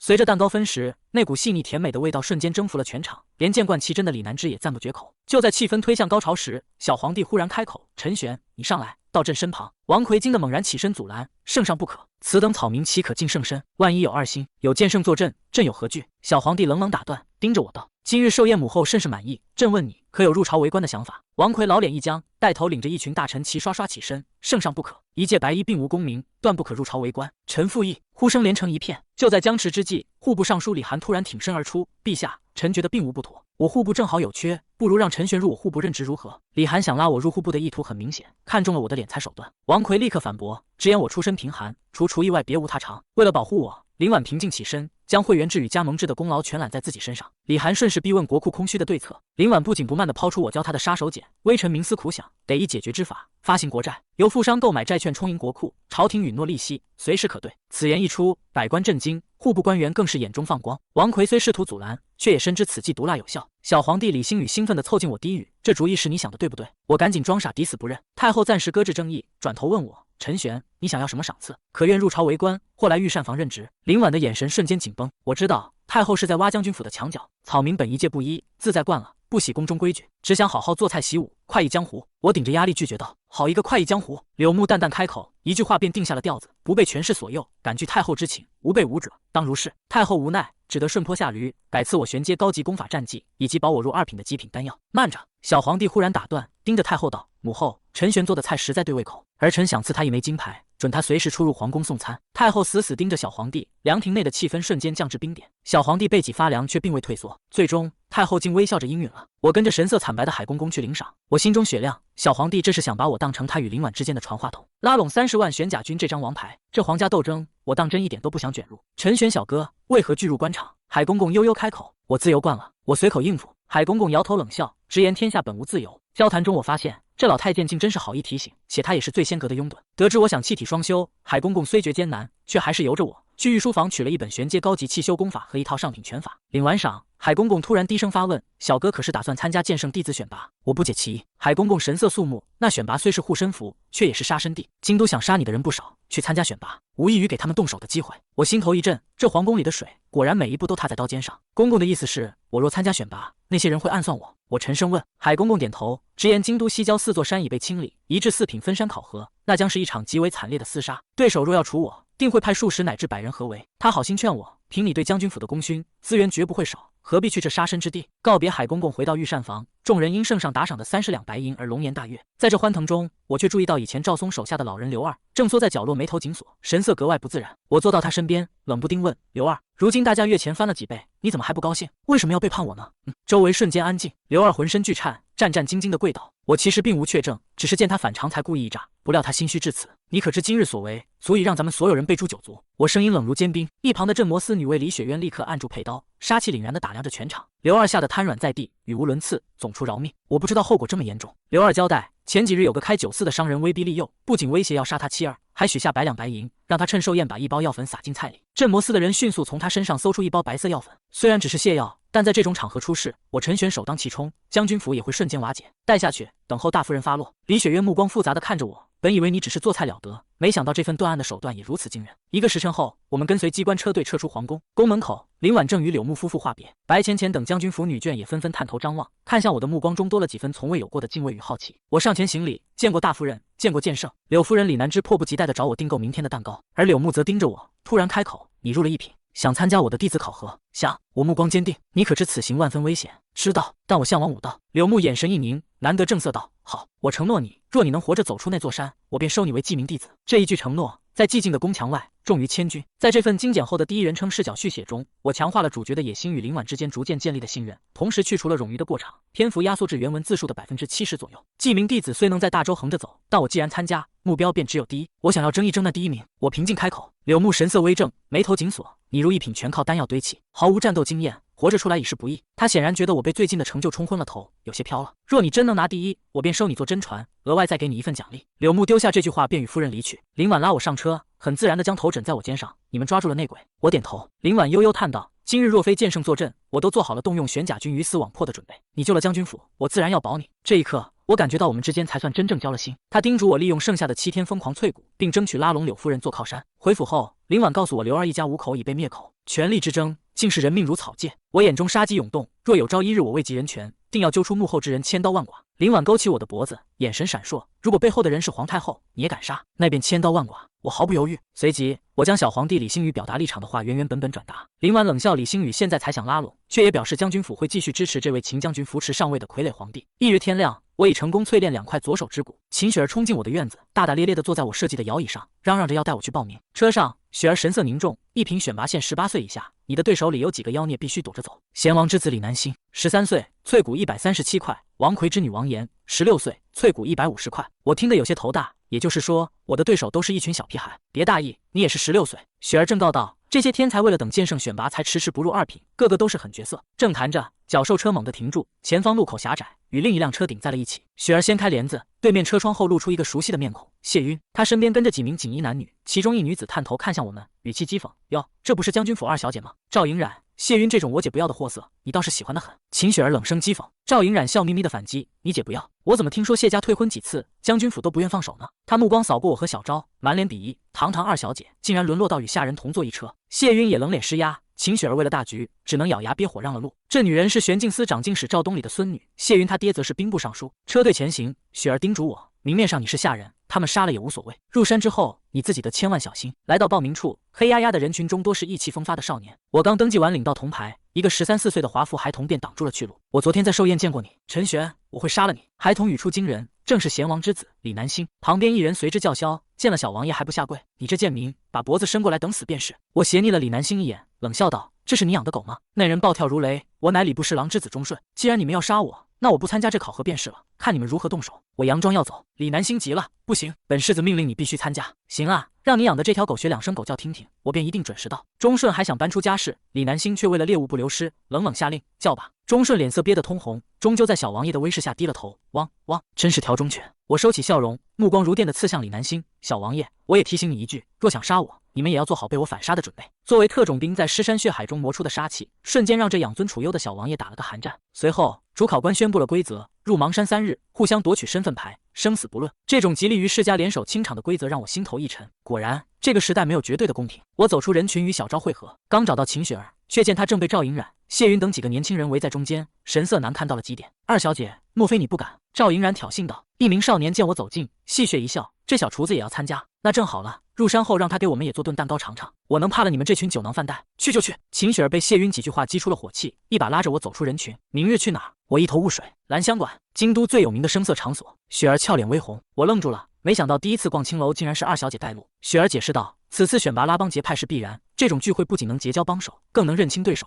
免得在山里死磕。我虽然更想闭关淬骨，但想到雪儿可能吃亏，便也应下了。为了备战，当晚林婉格外卖力，双休时间拉长了不少。伴随着极品药液的辅助，我一天极限能淬炼5块骨头，7天下来，双臂骨骼有望全部完成。翌日下午，我右手已有36块骨头淬炼完毕。走出院子，一袭白衣、英气逼人的秦雪儿和镇魔司的李雪渊已在等我。陈玄，你打算带什么武器？雪儿忽然问。匕首吧，小时候玩木匕首习惯了。我随口胡诌了一个童年。雪儿正色提醒，京都天才如李南星，建议已入第2重，山中混战，活命第一。想到李南星放话杀我，我摸着下巴沉吟。我在想，如果我不小心把他宰了，会有麻烦吗？两女齐刷刷愣住，看我的眼神像在看一个疯子。角兽车驶入花街，满目浓妆艳抹，香粉扑鼻。我探头张望，楼上女子挥舞手绢娇笑着，好俊俏的小哥，来找姐姐玩呀！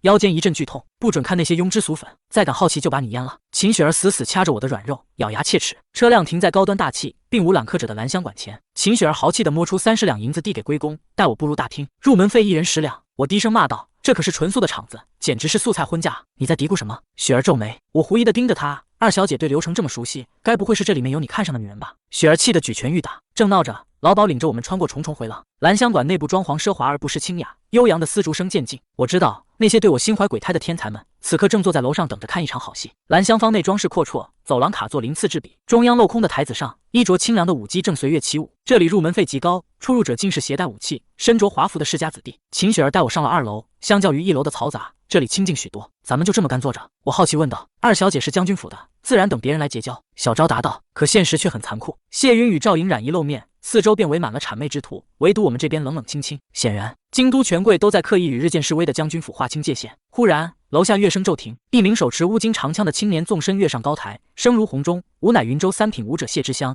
向各位请教。李雪渊低声解释，这是战前切磋，既是拉拢盟友，也是通过展露武力来震慑对手。谢云得意的介绍，那是他堂弟，21岁便有入四品的资格。赵莹然此时又阴阳怪气的刺了过来，二小姐，怎么没人来拜会你啊？众人的目光齐刷刷刺向秦雪儿，她脸色难看，一时间竟有些手足无措。我淡淡开口，猛兽总是独行，牛羊才会成群结队。此言一出，全场死寂。谢云勃然大怒，一个下人竟敢自称猛兽，说我等是牛羊，该打！他刚要动手，却被李雪渊毒蛇般的眼神生生逼退。赵莹然想替谢云解围，挥手便是一巴掌，却被秦雪儿死死扣住手腕。陈玄不是下人。雪儿冷声警告，要打，咱们去下面比划。我拦住雪儿，斜睨着那两人，珍惜这次俯视我的机会吧，等考核结束，你们可就没机会了。谢云嗤笑我大言不惭，周遭也响起一阵哄笑。说得好！对面忽然传来一声清亮的鼓掌，那是两名男子，大的剑眉星目，浪荡不羁，小的则是个14、15岁的小胖子，正满嘴流油的啃着烤鸭。猛兽独行，深得我心。那男子拍拍小胖子，去把下面那个谢家的挑了，给咱哥俩扬名。小胖子咽下鸭肉，一脸不屑，不去，他太弱了。楼下的谢之香气的五官挪位，厉声邀战。小胖子这才背着剑匣纵身跃下，既然你这么想死，那我就成全你。放下烤鸭，取剑。谢之香咆哮道。小胖子依然慢条斯理的嚼着肉，你还不配让我出剑？谢之香彻底暴走，手中长枪裹挟着刚劲，如毒龙出洞般直取小胖子心口。长枪裹挟刚劲急刺而来，小胖子陆川侧身一闪，顺手将半个鸭屁股塞进谢之香嘴里，右掌顺势下压，竟生生将这三品武者砸在地上。同为三品，差距竟如此巨大。我在楼上喃喃自语，那是自然。秦雪儿神色凝重，这小胖子起码是三品巅峰，天赋冠绝大周。谢之香灰溜溜下台后，陆川将剩下的烤鸭扔给楼上的陆河，取下剑匣猛拍地面，领州陆川，钱鱼可在，下来一战。钱鱼是帝师陈弘毅的亲传如修，自诩清高，称陆川为乡野小子，拒不下场。陆川冷笑讥讽其太怂，跳回楼上继续啃鸭子。就在这时，一名14岁的少年跃上高台，目光如毒蛇般死死盯住我。他是帝师幼子司徒照，虽只一品，却已淬骨180多块。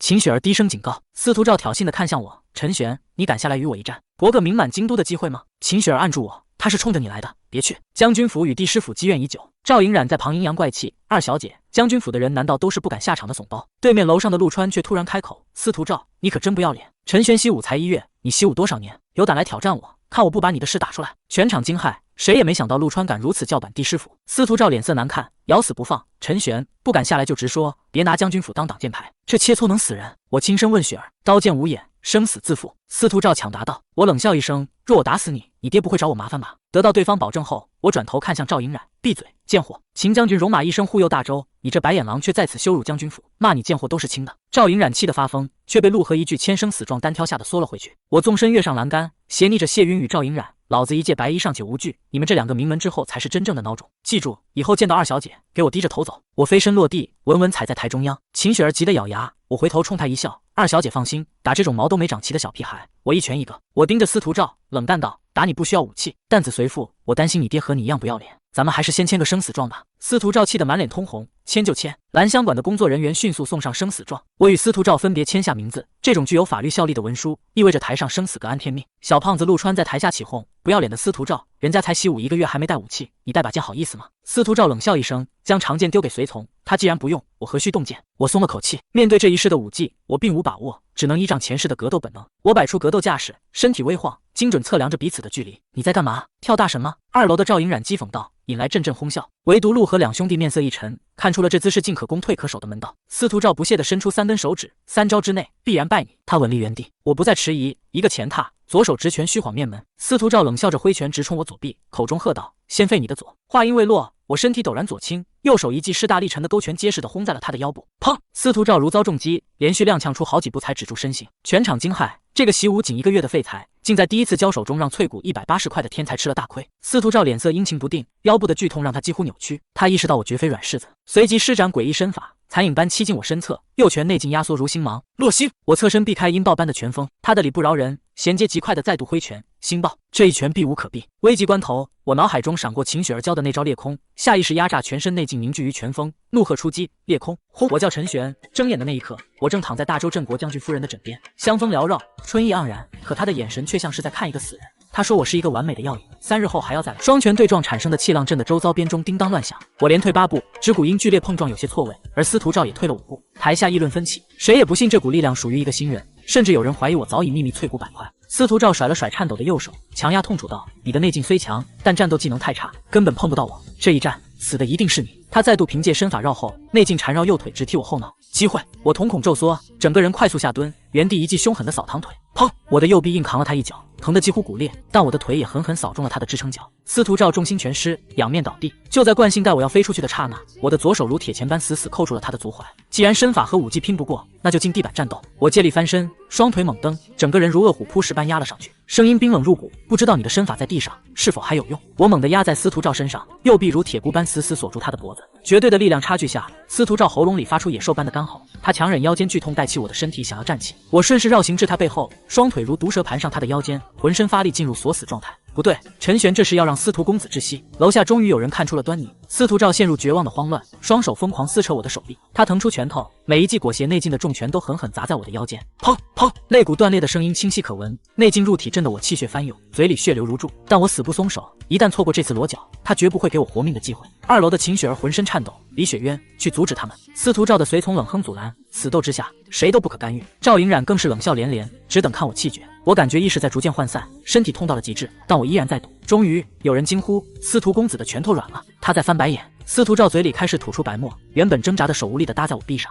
他踉跄几步，整个人直挺挺地向后倒了下去。公子，随从再也坐不住，正欲冲上台，却被李雪渊拔刀止住。大周死斗，圣上亦不可插手。你敢动，今日我便取你性命！李雪渊语声清冷，寒光凛然。我吐出一大口淤血，挣扎着将昏厥的司徒照推开，浑身被鲜血染红。我晃晃悠悠地站起，在众人惊骇的目光中，举起拳头一记又一记地砸在司徒照脸上。砰砰，现场死寂，唯有沉闷的肉体撞击声。所有人心中都浮现出一个词：疯子。差不多行了。楼上推开一扇窗，贤王李南星现身，威压席卷全场。你真打算打死帝师之子不成？百官下跪。我停下手，缓缓收力，却在下一瞬抬脚，狠狠踩在了司徒照脸上。陈玄，你听不懂本王的话。贤王皱眉，我抬头直视这位权贵。王爷，若今日躺下的是我，您会发声让他停手吗？就因为他是帝师之子，我的命就要先天贱一些吗？贤王沉默，对面的陆川兄弟却下意识握紧了拳头。既然王爷开口，草民不敢不从，但他这条命是我的，想活得买。我看向司徒的随从，拿他的身法战绩来换，否则我就砍了他。反正老子命贱。随从咬牙答应。我吐出一口浊气，当众宣告：赖账也行，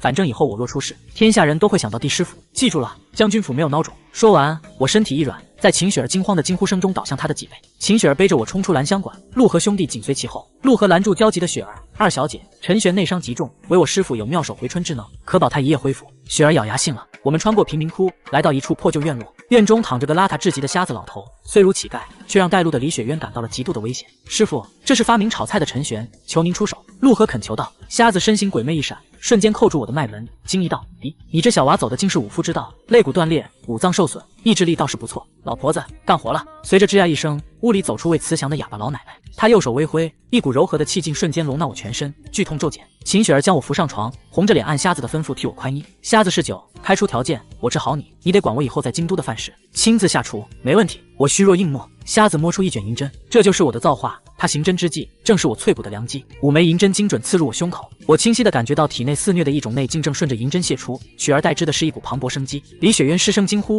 五行神针，您是神医白雀？瞎子淡然回应：我不认识白雀，倒是多年前有个小娃跪了3天3夜，我传了他这套针法。雪儿听得目瞪口呆，而我屏息凝神，借着针法的能量疯狂淬补。短短1个时辰，我竟连淬5块肢骨。收针后，我发现伤势已好了70%。瞎子打听我的功法，得知是神龙9变，他与老太婆的神色同时一变。功法没问题，但我无法给你建议。瞎子下了逐客令，临行前，哑巴婆婆焦急地比划着。瞎子沉声道：小子，老婆子心善，提醒你一句，世间所有馈赠都标好了代价，越是珍贵，代价越高，免费的才是最贵的。我心头一震，想起了那老乞丐，想起了那晚的药引2字。与此同时，消息传回御书房，小皇帝李星宇猛然站起，难以置信地盯着海公公：你说什么？司徒照挑衅陈玄，还签了生死状。陈玄赢了。他眼中闪过一丝惊芒，这个他原本只想当做传声筒的厨子，似乎带给了他巨大的惊喜。小皇帝李星宇抹撒着下巴，眼中满是惊叹：拼死赢下司徒照，陈玄，朕果然没看错你。与此同时，柳木也收到了消息，岭州陆家兄弟秒杀谢家堂弟，而陈玄更是在兰香馆大骂赵颖冉，随后跨街战胜司徒照。柳夫人笑颜逐开：夫君，这陈玄竟如此生猛。柳木亦饶有兴致地追问细节。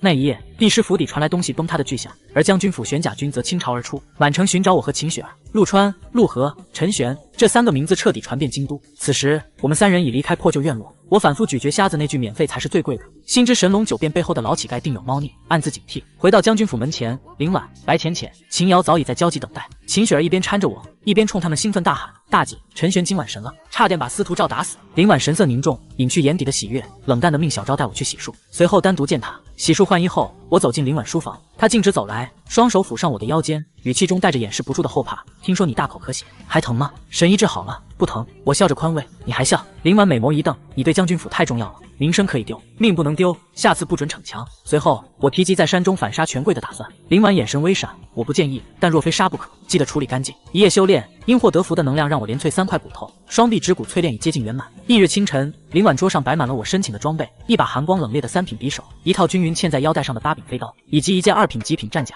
我拿起旁边的一本古籍《缥缈游》，右下角写着玄阶高级，才玄阶高级。我微微蹙眉，林婉哑然失笑，你当战绩是烂大街的货色？身法战绩本就稀少，玄阶高级已是极品。今日司徒寻亲自送书过来时，那表情肉疼的仿佛割了他的肉。我摩挲着黑色刀柄，看着这门身法秘籍，心中的底气又厚了几分。这一次看谁还敢说我是任人揉捏的软柿子。林婉坦言，司徒寻这老狐狸主动送出缥缈游，定有深意，但眼下保命要紧。我在这6天里疯魔般练习，虽未完全入门，但配合内劲施展那7种基础步法，速度已提升了一大截。与此同时，我日夜不辍的淬骨，在考核前夕成功淬炼完双臂及4块头骨，总数达到64块。出征之日，我来到练武场靶场，内劲加持下，飞刀如黑色流光，精准没入100米外的靶心。秦雪儿仗剑走来，你这飞刀1品武者极难抵挡，出发吧！将军府大门口，玄甲军列队肃立，铁甲寒光。林婉一身华服，神色庄重，我们单膝跪地，行了最隆重的出征礼。小昭弹洒净水，林婉威严的声音响起：莫要辱没了我将军府之威，定不辱使命。呐喊声直冲云霄。秦爷亲自驾车，长剑指天，祝2小姐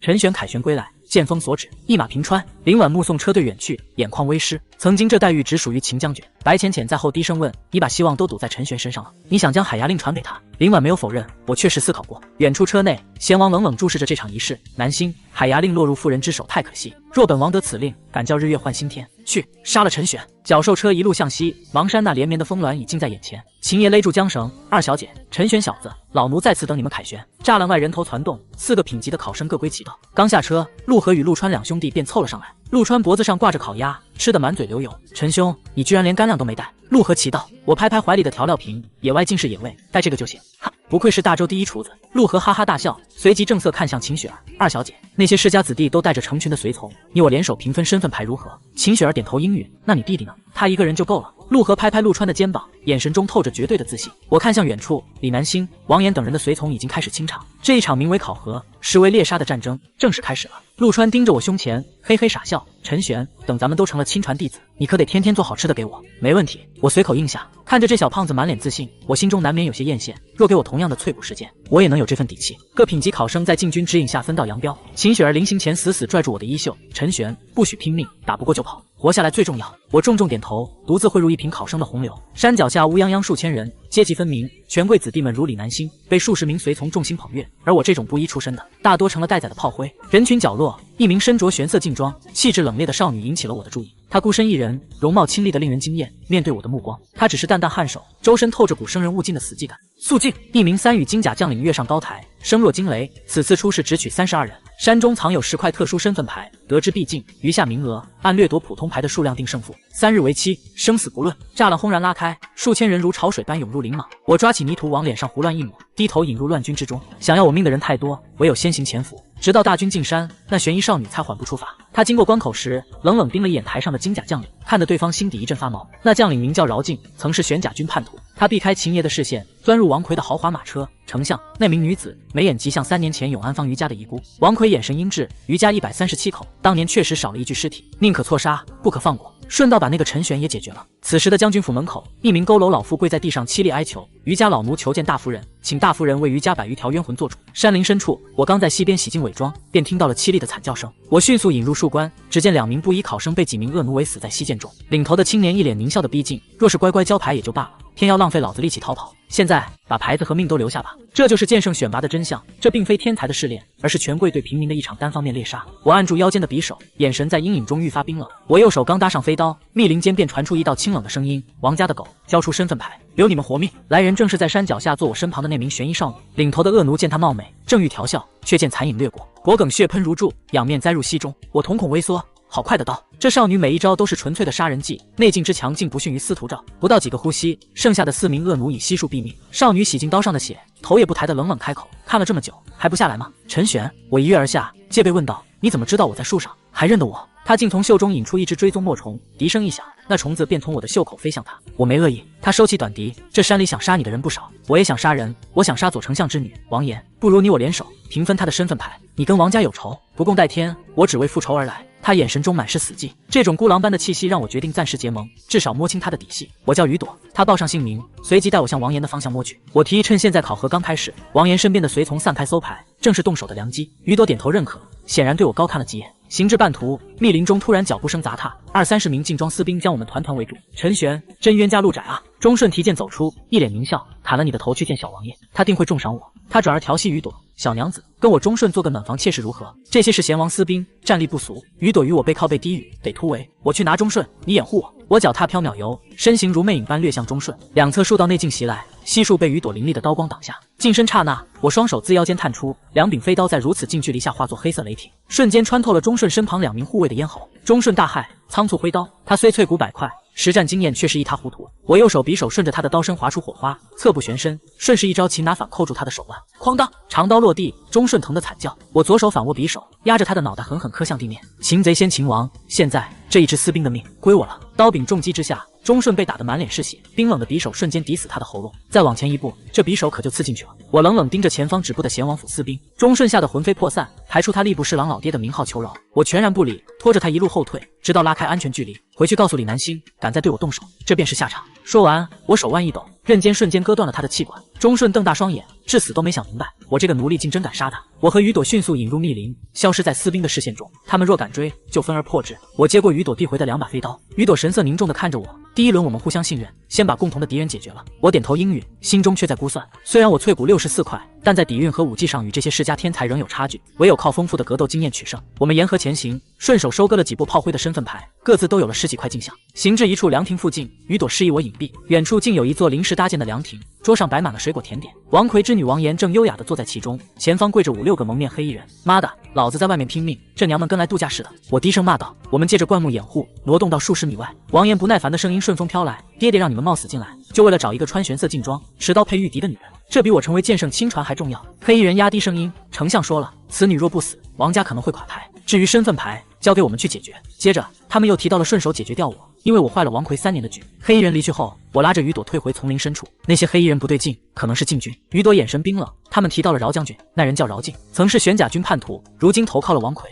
进来的恐怕都是2品以上的高手。王魁竟利用职权送杀手进山，这是要彻底清场。你有什么想法？雨朵问。我凑近他耳畔，低声吐露了我的计划。听完这套反杀方案，雨朵清冷的脸上竟浮现出一抹淡淡的红晕。我与雨朵潜伏在王岩营地对岸。傍晚时分，搜牌的小队陆续归来，上缴了大把身份牌。眼见对方防备森严，我示意雨朵撤退，现在动手不明智，等天亮他们散开再行动。雨朵虽担心进度，但也点头应允。夜里我们轮流守夜，虽是盟友，我右手扣着匕首，左手压着飞刀，始终不敢彻底深睡。天色微明，王岩派出手下继续搜牌。我前回对岸观察，见凉亭内王岩正悠闲享用早食，不禁低骂一声。而此时雨朵也完成了伪装，她解开玄衣，露出大片白腻肌肤，甚至在后背划出2道浅浅血痕，发乱如草，神色凄楚。可以开始了，我低声道。雨朵随即冲向河边，凄厉呼喊，救命啊！我提着匕首在后狞笑狂追，小娘子哪里跑？从了小爷，保你吃香喝辣。王岩循声望去，一眼认出了我，狂喜大笑。陈玄，真是踏破铁鞋无觅处，你自己送上门来了。他顾不得早餐，指着我下令，给我追，拿下他。身侧10几名随从拔刀冲过河岸，全然无视了跌坐在水中的雨朵。就在王岩飞身跃向河心时，准备亲自追击时，半跪在水里的雨朵猛然回旋，残影一闪。不好！王岩瞳孔骤缩，却已避无可避。刺了！寒光斜切，王岩娇生生的躯体被拦腰斩断，血染河川。王岩2截残躯坠入河中，全场死寂。趁对方愣神，我瞬间反杀，2柄飞刀化作黑芒，精准钉入2名随从的咽喉，一个别放走。我低吼着切入战场，雨朵刀法狠辣，转瞬间又斩杀数人。剩下的随从虽是淬骨百块的好手，但在我们的搏杀经验面前，脆弱的如同纸糊。我脚踏缥缈游，匕首抵挡空档，左拳尽力透体，当场震碎一人胸膛。战斗结束的出乎意料的快，我们扫荡了阁楼，搜出200多枚身份牌，随即将战利品装入雨朵的背包，迅速撤离。半个时辰后，我们在林中发现一处山洞，刚进前，洞内一名女子惊恐挥刀刺来，被我反手擒拿。洞内聚着几个负伤哭泣的女子，神色绝望。别杀我！我告诉你们特殊身份牌在哪。被抓的女子急促喊道。她交代，他们原本数十人的队伍因发现特殊牌起了内讧，牌子最后被一个叫王杰的人抢走，正逃往双桥沟。你们的身份牌呢？我冷冷问道。被司徒照抢走了，我们还有姐妹被他们凌辱了。女子咬牙切齿，眼中满是血泪。我心头一震，雨朵的周身也泛起凛冽杀机，所以司徒照也去追那枚牌子了。我沉声确认，应当是的。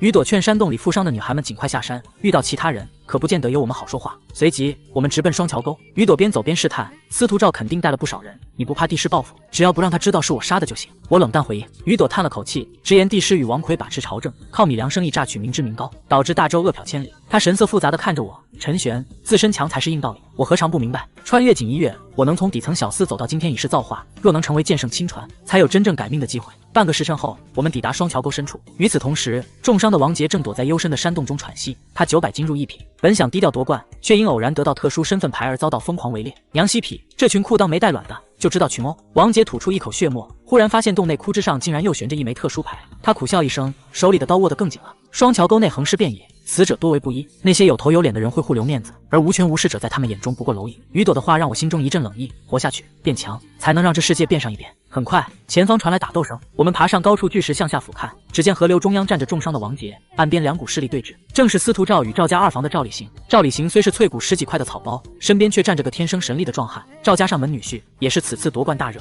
司徒照阴沉着脸，赵礼行，这张特殊牌我要了。嘿，你连个习武1个月的陈玄都打不过，还是回你妈怀里喝奶吧。赵礼行极尽嘲讽。河中的王杰脸色惨白，捂着渗血的腹部开口，我可以把牌子给你们，只要确保我的安全。你害老子追了这么久，还是死了好。赵礼行直接打断，根本没打算留活口。司徒照一时默认，两人旁若无人的定下规矩，一边出一个高手，谁杀了王杰，牌子归谁。剩下的时间两家合并，互保晋级。我看在眼里，心中杀机渐起。王杰在河中心默默用布条将刀死死缠在右手虎口，像一头被逼入绝境的困兽。王杰紧握长刀，试图向司徒照求援。司徒公子，只要你护我周全，特殊牌归你。司徒照心头一动，对岸的赵礼行却极尽嘲讽，没卵的小子，连修炼1个月的陈玄都打不过，还是绕道走吧。司徒照年少气盛，被这一击，当即按约定派出天生神力的赘婿秦顺上阵死斗。阔刀与长剑齐出，王杰虽身负重伤，竟凭着丰富的实战经验以1敌2，短时间内未露败相。这王杰是个武道胚子，救他一命，未来必有大用。雨朵低声提议，我摸着下巴，心中也有了计较。想要救人夺牌，必须先让这两方人马自相残杀。我让雨朵原地待命，自己扯下一块黑布蒙面，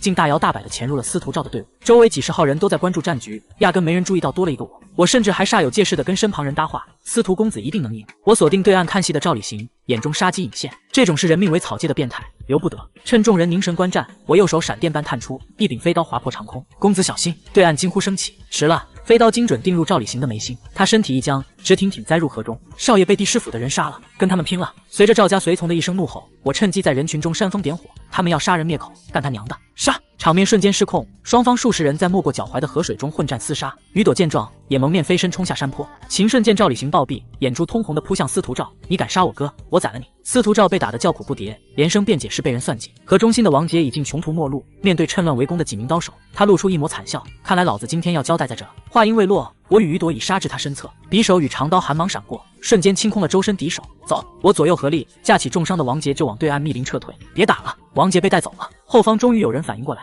秦顺此时也冷静了几分，咆哮着追入山林，敢杀我哥，天涯海角也要杀了你们！司徒照神色难看，他总觉得刚才带节奏的声音有些耳熟，随即带人紧跟而上。双桥沟深处有什么危险？我边跑边问。据说有恐怖野人，是连一品武者都视为禁地的地方。雨朵喘息着回答。我看着身后紧咬不放的追兵，一咬牙，先往深处钻，甩掉这些狗皮膏药再说。瀑布后的山洞内光线昏暗，雨朵正给昏迷的王杰包扎。我折返处理掉脚印后，取出一小瓶消毒酒精，朝王杰血肉模糊的伤口淋了下去。你在干嘛？剧痛让王杰瞬间惊醒。消毒能让你伤口愈合的快些，我解释道。王杰闻着浓烈的酒精味，眼神一亮，这烈酒若能降低度数，极有市场。我家是京都最大的酒商，自幼便在酒缸里长大。我心中一动，若能酿出高度纯良酒，通过他家的渠道销售，这其中的利润难以想象。王杰感叹救命之恩，在怀中摸索出3块牌子，2张特殊的身份牌。雨朵惊呼。王杰苦笑着将2枚金牌递给我，二位实力了得，牌子给你们吧。权势当前，我这种富户如玩物，若非你们，我已交代了。未来若有差遣，尽管来十里相寻我。我没客气，顺势提出了合作酿酒的计划。王杰坦诚提出3期开，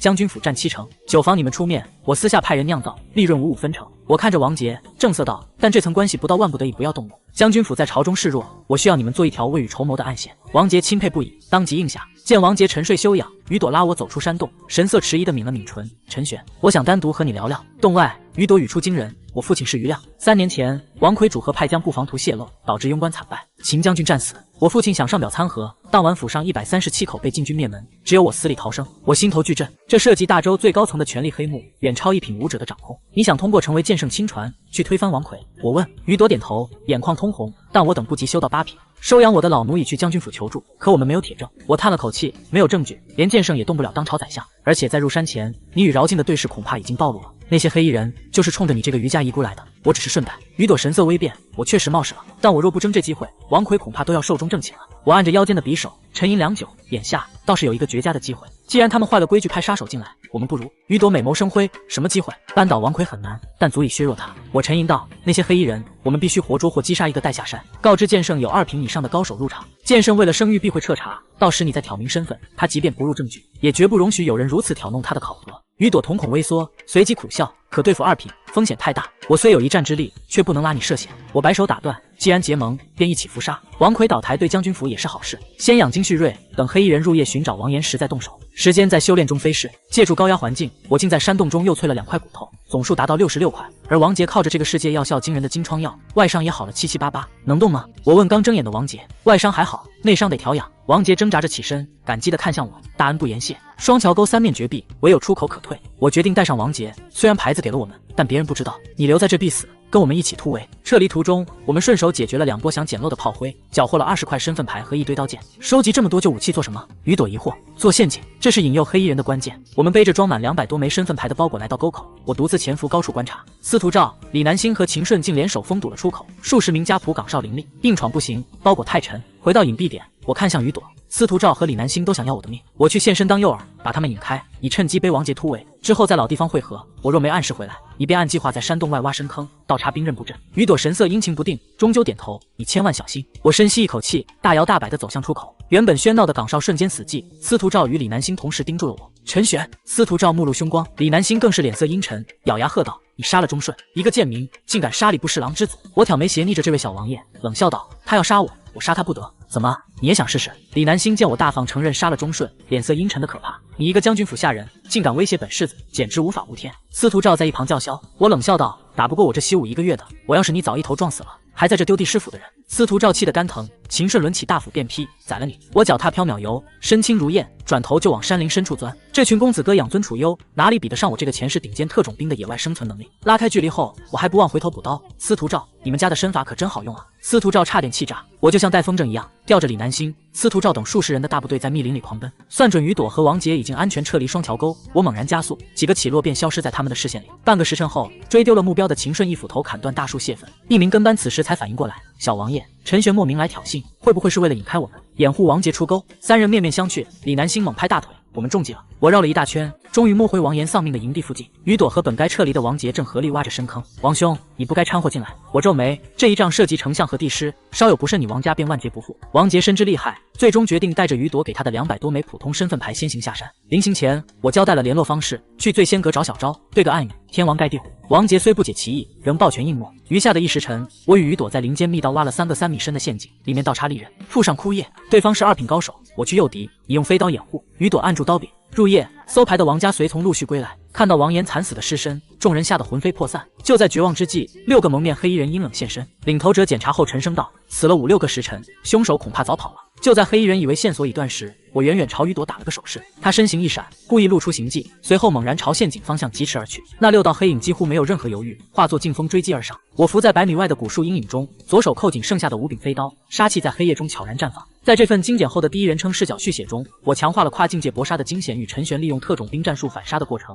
坑杀王家那群绝望的嘉宾带着王岩的尸首连夜下山了。场中只剩下6名黑衣杀手，他们正是王奎违规派进来的禁军精锐。快追！他听到谈话了，绝不能让消息泄露给剑圣。领头者一声低喝，6人如黑夜中的猎豹，急速追向故意露出声响的雨朵。我蜷缩在铺满灌木的深坑旁，连呼吸都彻底停住。雨朵作为诱饵，身形在林间飞掠，但3品武者的爆发力远超预期，双方距离在急速拉近。距离陷阱5米时，雨朵自知逃不脱，猛然回身挥刀，内劲激荡，找死！领头黑衣人隔空轰出一记金色拳印，刚劲外放，3品武者藏在暗处的我心头巨震，当长剑与刚劲碰撞，雨朵如断线风筝般被轰飞20余米，连吐数口鲜血。他强撑着咬碎舌尖，接着余劲翻身再逃，还跑。6名杀手彻底失去了警惕，齐刷刷向前狂冲，3米、1米，我在心里默数。哗啦，枯叶坍塌，最前方的3名杀手躲闪不及，瞬间坠入布满利刃的深坑。后方1人被同伴顺势带入，惨叫声瞬间撕裂夜空。我猛然跃起，2柄飞刀化作黑芒激射而出，整个人随之扑向剩下的2人。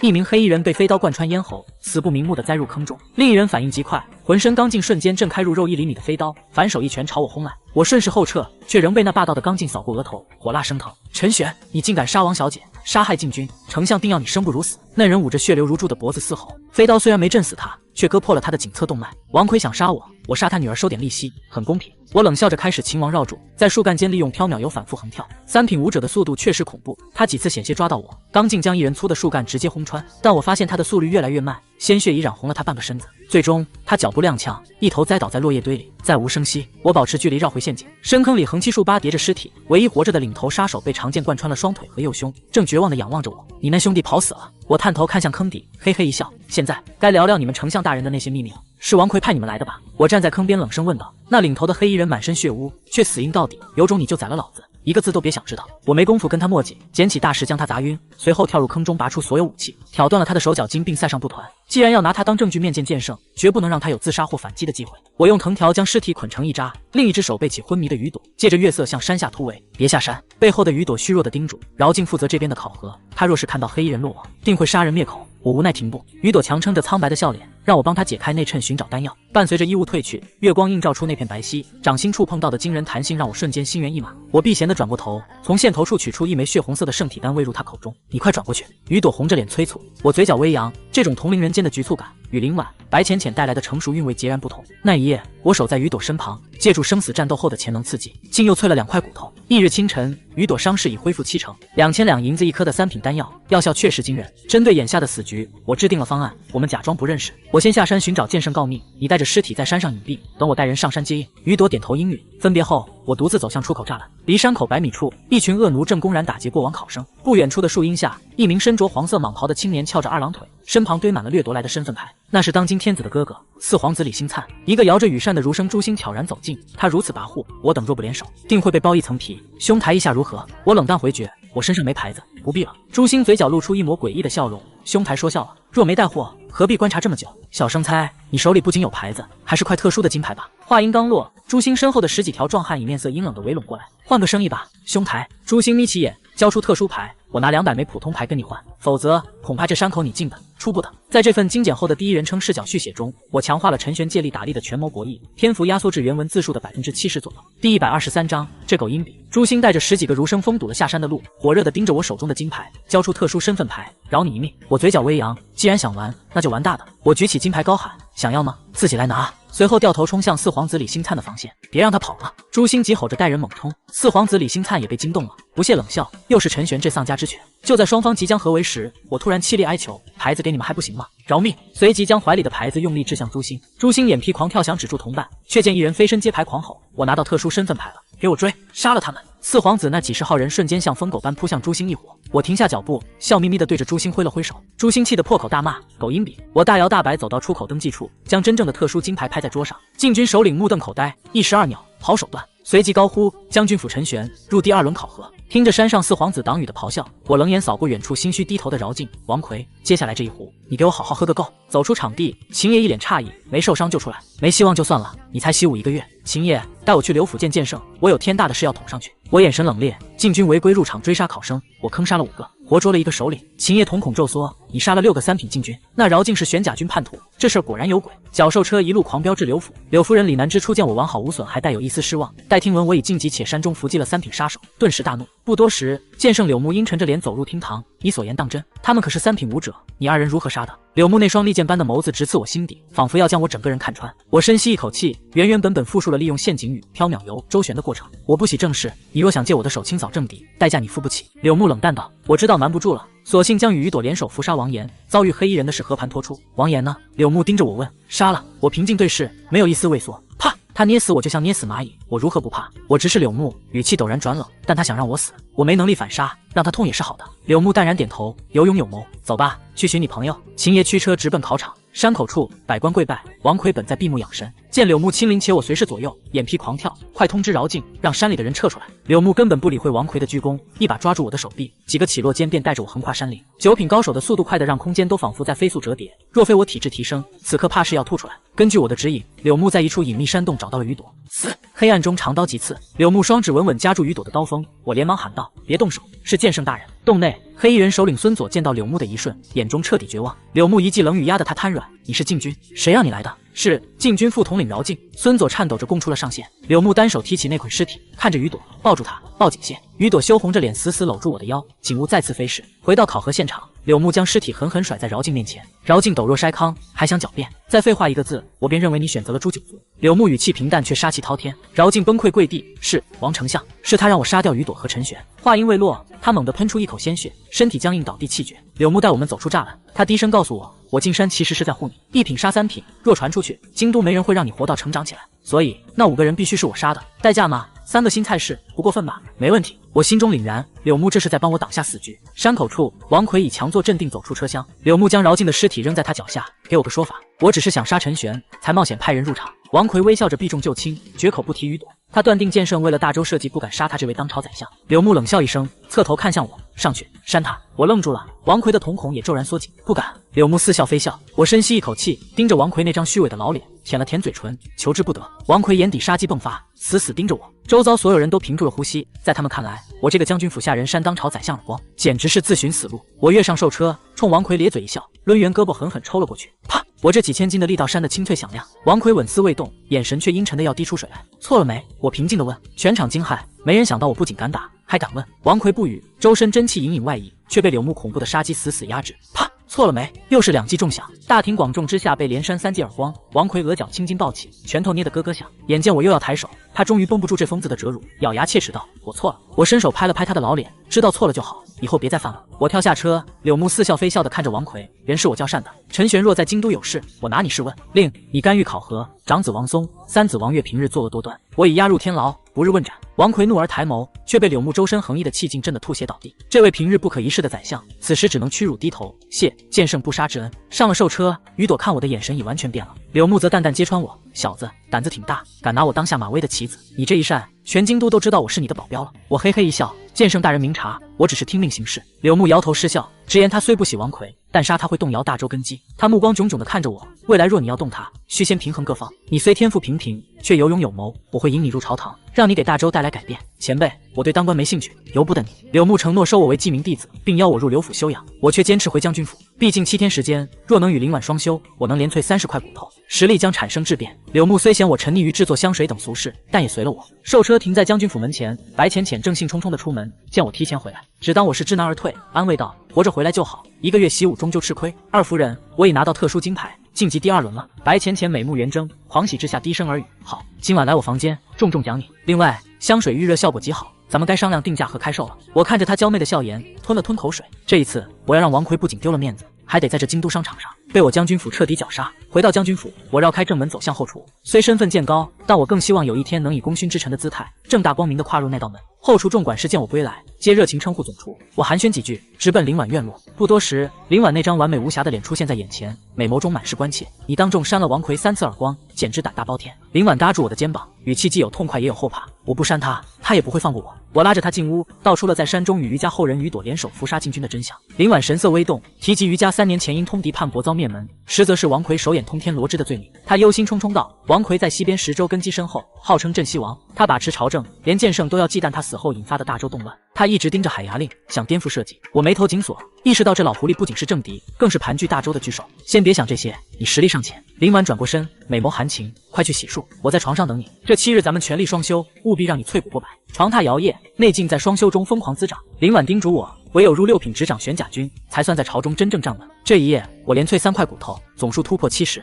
次日一早，白浅浅又寻到院中，幽怨地横了我一眼，商议事情竟要1个晚上。我肝大挠头，转而与他讨论香水定价。第一批走高端路线，暂定5两银子1瓶。白浅浅听完定价与限量版的策略，美目异彩连连。临近中午，将军府车队倾巢而出，发往考场。路边议论声不绝于耳。3品场出了个陆川，一人一剑侠杀穿了陈弘毅的亲传弟子钱宇。4品场秦雪儿联手陆河，所向无敌。我掀开帘子，正感叹这世间卧虎藏龙，忽觉一道深邃目光刺来，不远处站着3道身影：持杖的瞎子老头、慈祥的哑巴老妪，以及那个曾出现在南城近郊神龙见首不见尾的老乞丐。那老妪正死死盯着我，眼神中透着一种说不清道不明的诡谲。我注意到不远处那3个怪人，老瞎子、哑巴老妪和老乞丐正站在一起交谈。老乞丐捋着胡须，低声感叹：我不到月余净脆骨70块。连老头，这小子做的菜不错，放过他吧。瞎子开口劝阻。我循着神龙9变的传人找了多久？老乞丐眼神一冷，人各有命，这便是他的命数。我收回目光，心中虽疑，却明白眼下第一要务是考核。进入一品考场，于朵已在那等候。我低声提醒他关于于家通敌叛国罪名的凶险，他却显得坦然。若我出事，于家之仇只能靠你报了。第2轮遇到你，我会认输。我眉头深锁，剑圣已许我记名弟子之位，反倒是他更需要这个亲传身份保命。正交谈间，秦顺抡着巨斧怒吼冲来：我杀了你，给赵礼行报仇！当一枚禁军弹出的石子震偏了斧头，敢在考核场胡闹，想取消资格不成？禁军冷声喝止。秦顺死死盯着我，我却撇嘴挑衅：这么想他，不如你抹了脖子去见他。不敢的话，2轮我送你去。司徒赵也在一旁咬牙：兰香馆是你运气好，下次看你还有没有这狗命。半个月前我能把泥石打出来，现在打你跟杀鸡没区别。我斜睨着这败将，气得他浑身发抖。很快，禁军开始宣读名单，特殊金牌得主共7人，加上李星灿、李南星、秦顺等凭数量晋级的，一共32人登台。四皇子李星灿凑到我身边，威逼利诱想收我做狗。赵家和钟家都要你的命，投靠我，本皇子保你活命。王奎和司徒寻也要杀我，你保得住吗？我反问一句，噎得他半晌无话。晋级人员中，一个叫许绍阳的憨厚壮汉拿到了近400枚牌子，引起了我的注意。李星灿低语：这人没听过，若是独行侠，实力不容小觑。宣读结束，32人中仅有7名女子，而王岩的名字彻底消失在名单里。接下来进行对决抽签，禁军首领手深入木箱，第一个纸团展开，赫然是我的名字。陈玄的对手是禁军搅动木箱，取出第2个纸团，秦顺。秦顺的巨斧重重砸在木板上，他狞笑着对我做了个抹脖子的动作。完了，我盯着那名平静的禁军，心中疑窦丛生。这抽签莫非真有暗箱操作？第1轮我对阵秦顺，若胜出，第2轮便要面对司徒赵。这2个对手都是一品中的顶尖级战力，签位可谓极差。司徒赵冷笑着向我投来挑衅的目光：陈玄，你最好能赢下秦顺，让我亲自解决掉你。这孙子看不起你。我转头对秦顺挑眉，秦顺脑子果然不太灵光，怒瞪司徒赵：等我砍了陈玄，就来砍你。于朵、李南星和那憨厚的许绍阳则分在了下半区。随着禁军宣布7日后在皇家演武场1日决出胜者，我不禁心头一凛。连战5场，不仅考验实力，更是对意志的极致压榨。远处，老乞丐啃着烤鸭，对瞎子的话不以为意。神龙9变，同阶无敌，只要陈玄不废物，7日后淬骨过百，足够他平推那帮170块的所谓天才。这功法初期虽猛，但也太费银子，太熬人疼了。瞎子叹道：所以要赢可不是谁都能当的。老乞丐眼神中透出一股复杂。走出考核场，我将杀了赵礼行和钟顺的事告诉了秦雪儿，他目瞪口呆，直呼我毫无顾忌。还没走远，人群便如见鬼般散开。礼部侍郎钟品如身着白衣，头缠绷带，竟带着一口棺材横在路中央。你杀我儿，我钟品如这后半生与你不死不休。他凄厉嘶吼，漫天纸钱飞舞。有趣。我冷淡对视，你儿子杀我就是应当。我一刀抹了他脖子，你就来这胡搅蛮缠。废物交出废物，怪得了谁？你岂敢当面威胁将军府之人？林婉率玄甲军走出，8品强者的气势如山呼海啸。钟品如仗着3品大员的身份强撑，却不料柳夫人李南芝也冷笑现身，既要寻死，夫人便成全他，后果由我承担。林婉抬手欲发难，一股肃杀之气瞬间凝固了空气。2位夫人，钟大人终究是朝廷命官，可否给本王一个面子，饶他一命？随着声音落下，贤王的车驾缓缓停在了场外。贤王李南星皮笑肉不笑的现身，本想替钟品如捞个面子，柳夫人李南芝却丝毫不让，不仅当众宣布陈玄即便落选也会被剑圣收为记名弟子，更直言谁若敢暗算陈玄，刘府必追查到底。一时间，陈玄地位水涨船高，成了京都新贵。就在众人震惊时，大理寺的捕快破空而至，王奎带着刑部尚书林燕气势汹汹的逼近，却被秦爷率领的玄甲军生生拦下。林燕，当年是我提拔了你，如今你竟给王奎当狗！秦爷横刀立马，唾沫星子几乎飞到林燕脸上。王奎自知理亏，却咬死于朵是叛臣之后，于家涉嫌通敌，余孽当诛。陈玄与其牵扯，也得回大理寺候审。于朵面色惨白，低声对我说：陈玄，我不该连累你，若我被抓，于家之仇只能托付给你了。危急关头，柳夫人挡在于朵身前，冷冷嘲讽：王丞相记错了，这女娃娃是我新收的义女，与于家毫无瓜葛。王奎刚要以包庇叛逆之名反扑，柳木的声音便在后方响起：既然觉得他是于家人，那3年前的案子便重启吧，我会亲自去请圣旨彻查，如果查出点别的，剑圣的压迫感让全场死寂。他盯住林燕，只吐出一个字：滚。这位刑部尚书苦笑着对林婉欠身，却被秦爷一声喝你娘的奶骂得抱头鼠窜。至此，第1轮考核彻底落幕。回到将军府，我顾不得府内生意兴隆，直接进入闭关状态。白天靠紫灵叶苦修，晚上与林婉修炼，每日保持淬炼4块骨头的速度。林婉叮嘱我，先淬炼4只骨，这对实力的提升最直观。剑圣亲传的身份是对抗王奎唯一的生机。短短4天，我的淬骨数已直逼90块。京都关于我3掌善丞相的传闻还未平息，众人已在疯狂开盘猜测最终的夺魁人选。正当我在后院引导内进时，秦雪儿带着陆川、陆河闯了进来。他娘的，陈玄，你怎么跟个女人似的？院子里这么响。陆河抽了抽鼻子，满脸好奇。我收起架势，皱眉问道：你们怎么来了？我师父叫我来的。陆河正色道：他说有要紧事找你。在这份精简后的第一人称视角续写中，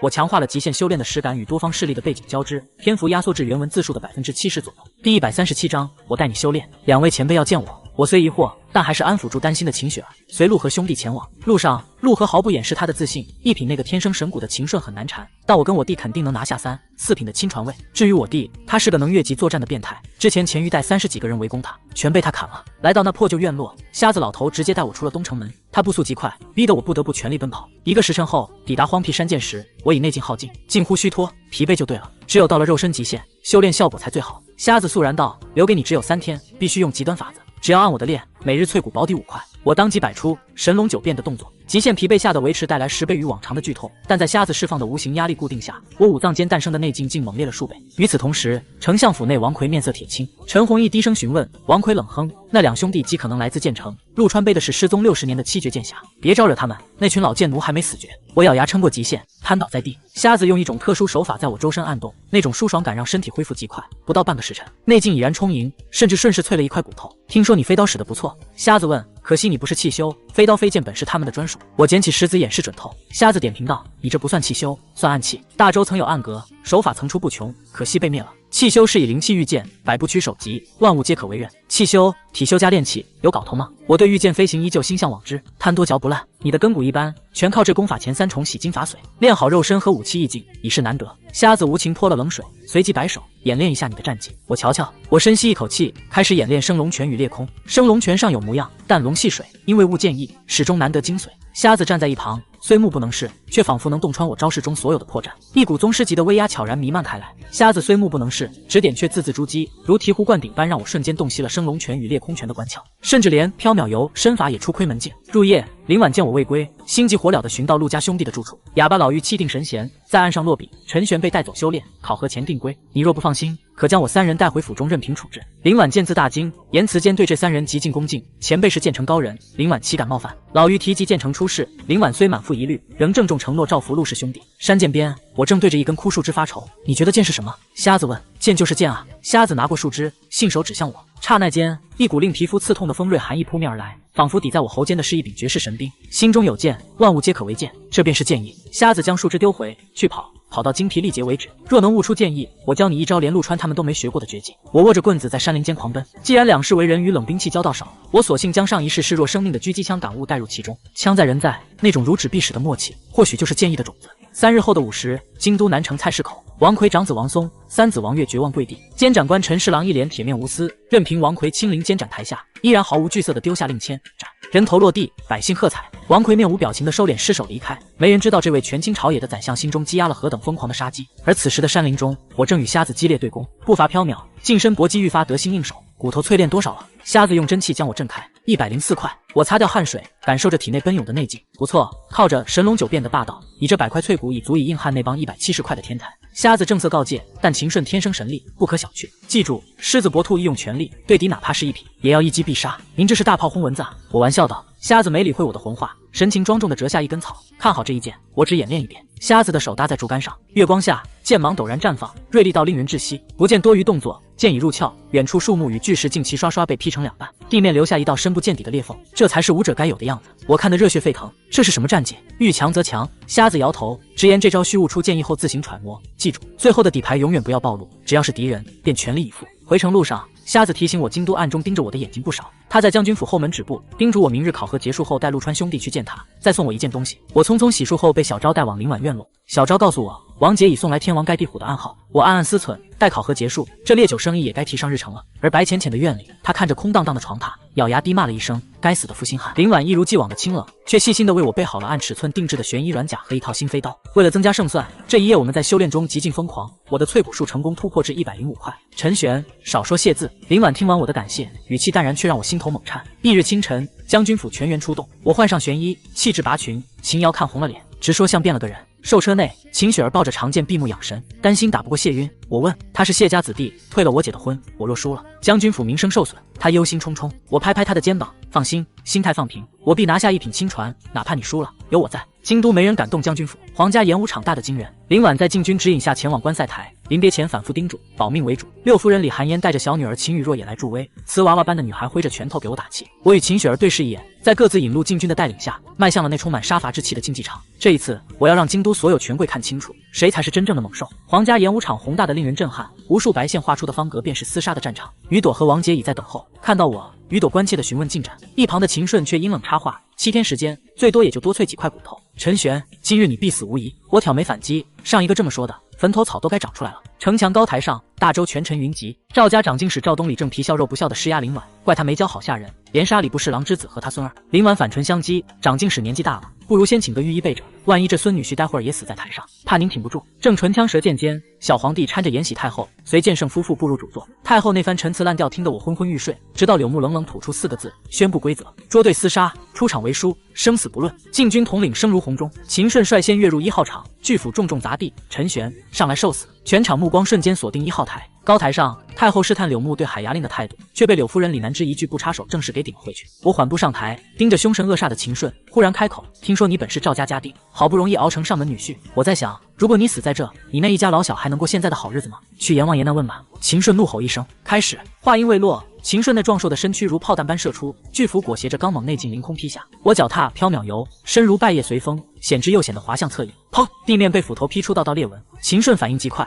顺势横拉，我猫腰后仰，步伐变换，瞬间拉开距离。等这仗打完，练剑必须提上日程了。我深吸一口气，匕首对上这种重兵刃，正面硬抗无异于自杀。上方林婉见我身法灵动，心中稍安。司徒寻却气得脸色发青，这小畜生身法竟然入门了。秦顺再次托斧狂奔而至，我嘴角泛起冷笑，右手在腰间一抹，指尖飞刀化作黑芒，直取他的眉心。秦顺仓促间举斧遮挡，当的一声火花飞溅，他虽然挡住了飞刀，但也瞬间遮蔽了自己的视线。机会！我脚下猛然发力，趁他视线受阻的刹那，整个人已化作一道残影，欺身而入。小心！赵东来在看台上惊呼。我甩出飞刀的刹那便欺身而上，右手持匕首直逼秦顺心窝，左手顺势又扣住一枚飞刀。秦顺仓促举斧格挡，我猛地半蹲，匕首抵住斧刃，左手飞刀如毒蛇出洞，精准刺入他的右手腕。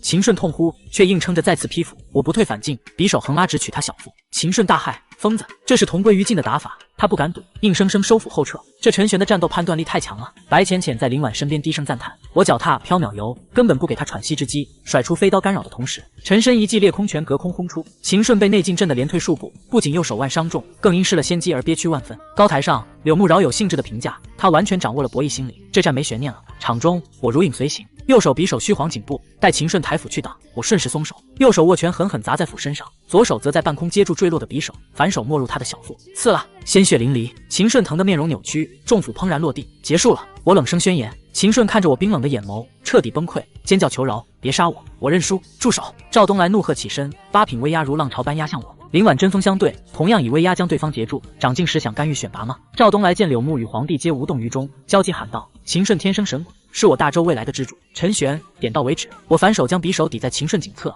抬头冷笑：招惹了帝师和丞相，我现在饶了他，你们赵家就能既往不咎？第一轮派3品禁军进山想杀我的人，不就是某些龟儿子吗？王奎听出我在骂他，脸色铁青。赵东来还想劝我留一线，我却眼神一厉，刺了。寒芒闪过，秦顺的求饶声戛然而止。赵东来整个人僵在原地，眼中满是狂怒，而我平静地直视着这位权臣。兰香馆我饶了司徒赵一命，结果他带了几十人追杀我满山跑。那一刻我就明白了，对付想杀我的人，绝不留情。这一席话掷地有声，惊得全场鸦雀无声。好胆！小皇帝李星宇忍不住赞道。禁军宣布我获胜，我拔回飞刀，擦净血迹。正当我望向秦雪儿的方向时，一个声音却引起了我的注意。13号场，许绍阳胜。我瞳孔骤缩，王杰那种淬骨170块、实战经验丰富的狠角色，竟然败得这么快。我盯着许绍阳，他依然一副憨厚模样。陈兄好本事，竟然全场压制并解决掉了秦顺。许绍阳冲我笑了笑，我心头一凛。他在速胜王杰的同时，竟然还有余力观察我的战况，这份实力深不可测。王杰被禁军搀扶着路过我身边时，低声警示：小心许绍阳，他不对劲。第一轮结束，雨朵顺利晋级。他告诉我4进20他极可能撞上许绍阳。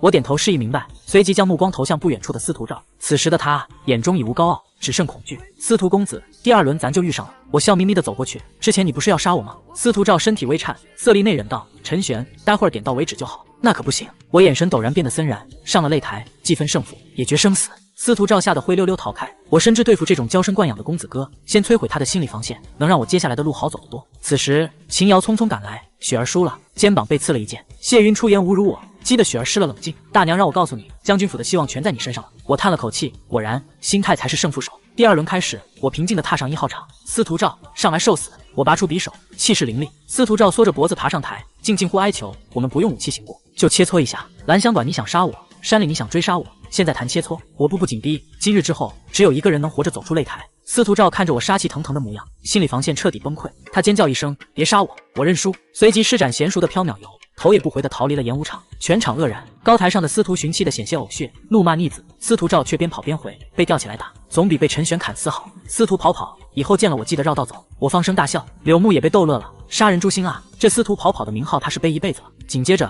6号场传来闷响，许绍洋一个照面便秒杀了对手。柳木神色变得严肃，这小子极有可能是气体双修，且都到了1品极限。来人，呈上他的信息。此时许绍洋已笑眯眯地走到我面前，陈兄，我知道你很需要这个身份，但我也志在必得，所以抱歉了。我盯着他那看似憨厚的眼睛，冷声回应：巧了，我也是这么想的。许绍洋对我微微一笑，那就只有手上过了。随后的第3轮，陈玄费了一番周折取胜，而许绍洋对阵贤王之子李南星，结束的竟比我还快。看台上，贤王李南星的眼眸已然眯成了一条缝。与此同时，一份资料放在了剑圣柳木案头，许绍洋竟与我出身于同一个村落，自幼父母双亡，靠偷鸡摸狗为生，直到考核才露出锋芒。这小子恐怕是千年不遇的纯阳圣体。柳木语气凝重：陈玄这下难了。半决赛开始，我解决对手虽有麻烦，但还算顺利。而当比武结束，我看到于朵已被禁军抬下场。许绍洋憨厚地走近：陈兄不必担心，于姑娘逼我用了杀招，我只是将她打晕，并无大碍。我默默走下台，接下来便是决定亲传名额的终局之战。许绍洋再次找上我，语气平静地讲起了他的故事。7岁那年，他因弄脏支线儿子的衣角，目睹父亲被砍死，母亲上吊，他靠着在破庙意外得到的功法，在泥潭里苦熬4年，才有了今日。陈玄，我听过你的故事，你是最底层爬出来的，我佩服你。许绍洋盯着我，但我必须成为亲传，我得复仇，我不想与你交恶，咱们不论胜负都能成为朋友。我沉默良久，回应道：巧了，我也必须赢。哟呵，聊着呢，陆川、陆河2兄弟大步走来。陆河一如既往的狂妄，谢云赢了秦雪儿又如何？待会儿我让他跪着道歉。谢云面色阴沉，转头想收买许绍洋，却被许绍洋冷漠拒绝。1品武者决赛，请陈玄、许绍洋上台。禁军统领的喝令响彻演武场，我们并肩走向擂台中心。许绍洋低声说：刚才谢云让我杀了你，许诺保我平步青云，但我若成了亲传，何须他引荐？我深吸一口气，站定在擂台之上。万众瞩目下，2个同样来自大洲底层的泥腿子，终于迎来了改变命运的最后厮杀。演武场中心，我与许绍洋相对而立。高台上，柳夫人李南之美眸中满是担忧，而剑圣柳木则盯着许绍洋的资料沉思。气体双修加纯阳圣体，这是千年不遇的妖孽。1品武者最终之战，陈玄对战许绍洋。开始，许绍洋抱刀拱手：陈兄，我不会留手，小心了。他虽未拔刀，周身却散发出一种霸道的刀意。随即，他竟提出弃用武器，你不使用武器可会吃亏的。我反握匕首，心中警惕，无妨。许绍洋憨厚一笑，我知道他不仅忌惮我的飞刀，更对自己的拳脚有着绝对自信。我索性将匕首丢出场外，摆开格斗架势，砰！2人拳锋相撞，我被震退数步，右拳传来阵阵刺痛。许绍洋一退后2步，眼中满是惊诧：陈兄习武1个月，竟然有这样的力量。接下来的博弈拳拳到肉，他每一拳都附带着诡异的气流，不仅是内劲的物理冲击，更像某种魔法攻击钻入血肉。我脚踏飘渺游，疯狂闪躲回击，内心的凝重愈发强烈。这家伙简直是拿着主角剧本在打。看台上，柳木已看出端倪，陈玄走的是极道炼体，内劲不输，但许绍洋有权一和气修底蕴，陈玄难了。场中，许绍洋双拳齐出，崩山。我侧身挥拳，裂空，巨大的冲击力将我掀飞。许绍洋左手虚张，一股强大的气流吸力竟拉扯着我失去控制，直奔他的右拳而去。陈兄，劳烦你在床上躺几天。许绍洋低吼一声，杀招已至。然而就在这一瞬，许绍洋身形诡异地顿住了，他眉头紧锁，竟喃喃自语：为什么？这千载难逢的空档，我怎会放过？顺着吸力，我借势旋转，内劲瞬间灌注右臂，升龙拳。我一记重拳精准砸在许绍洋的下巴上，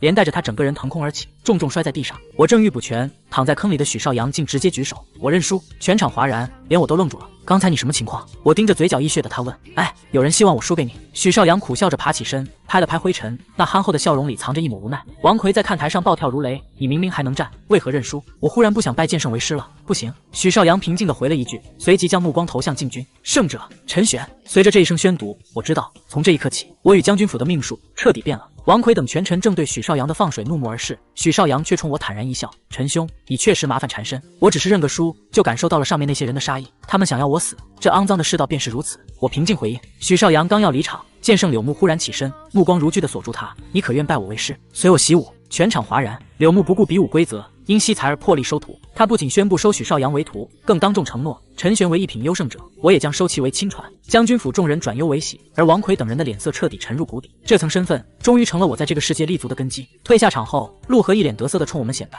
嘿，我也先管师尊叫顺口了。待会儿看我把谢云当儿子打，非让他认我当爹不可。我趁机请教二品境的奥秘。陆河解释道，二品是炼精境，需冲开经脉穴位，将罡气印入丹田，地基打得越牢，入三品后的罡劲越浓，这就是常识啊。二品常吕家子弟吕松获胜。陆河随即拍拍陆川的肩膀，到你了，给上面那些人打个样。三品决战，陆川对阵青天剑兼正杨旗的族人杨天乐。杨天乐手持长枪，态度倨傲，滚回你的岭州去。陆川面无表情，只伸出一根手指，一招秒杀你。杨天乐怒极反笑，尚未自报家门，陆川已重拍剑匣，一柄青紫色长剑陡然出鞘，带起漫天惊雷之意。紫魔出，阎王窟，那是神兵榜第13的紫魔剑。看台上的惊呼此起彼伏，更有识货者认出那正是消失多年的无双剑匣。陆川握剑而行，凌厉剑意瞬间迸发。杨天乐持枪横挡，却被陆川一式浪千尺轰出的炸裂罡气直接撕碎了防御。噗，鲜血狂飙，杨天乐如炮弹般飞出擂台，生死不知。全场寂静如霜，三品天才竟真的被陆川一招秒杀。擂台上，小胖子陆川仗剑横拦，锐气惊人，剑匣弹开，紫魔剑一击秒杀杨天乐，震慑全场。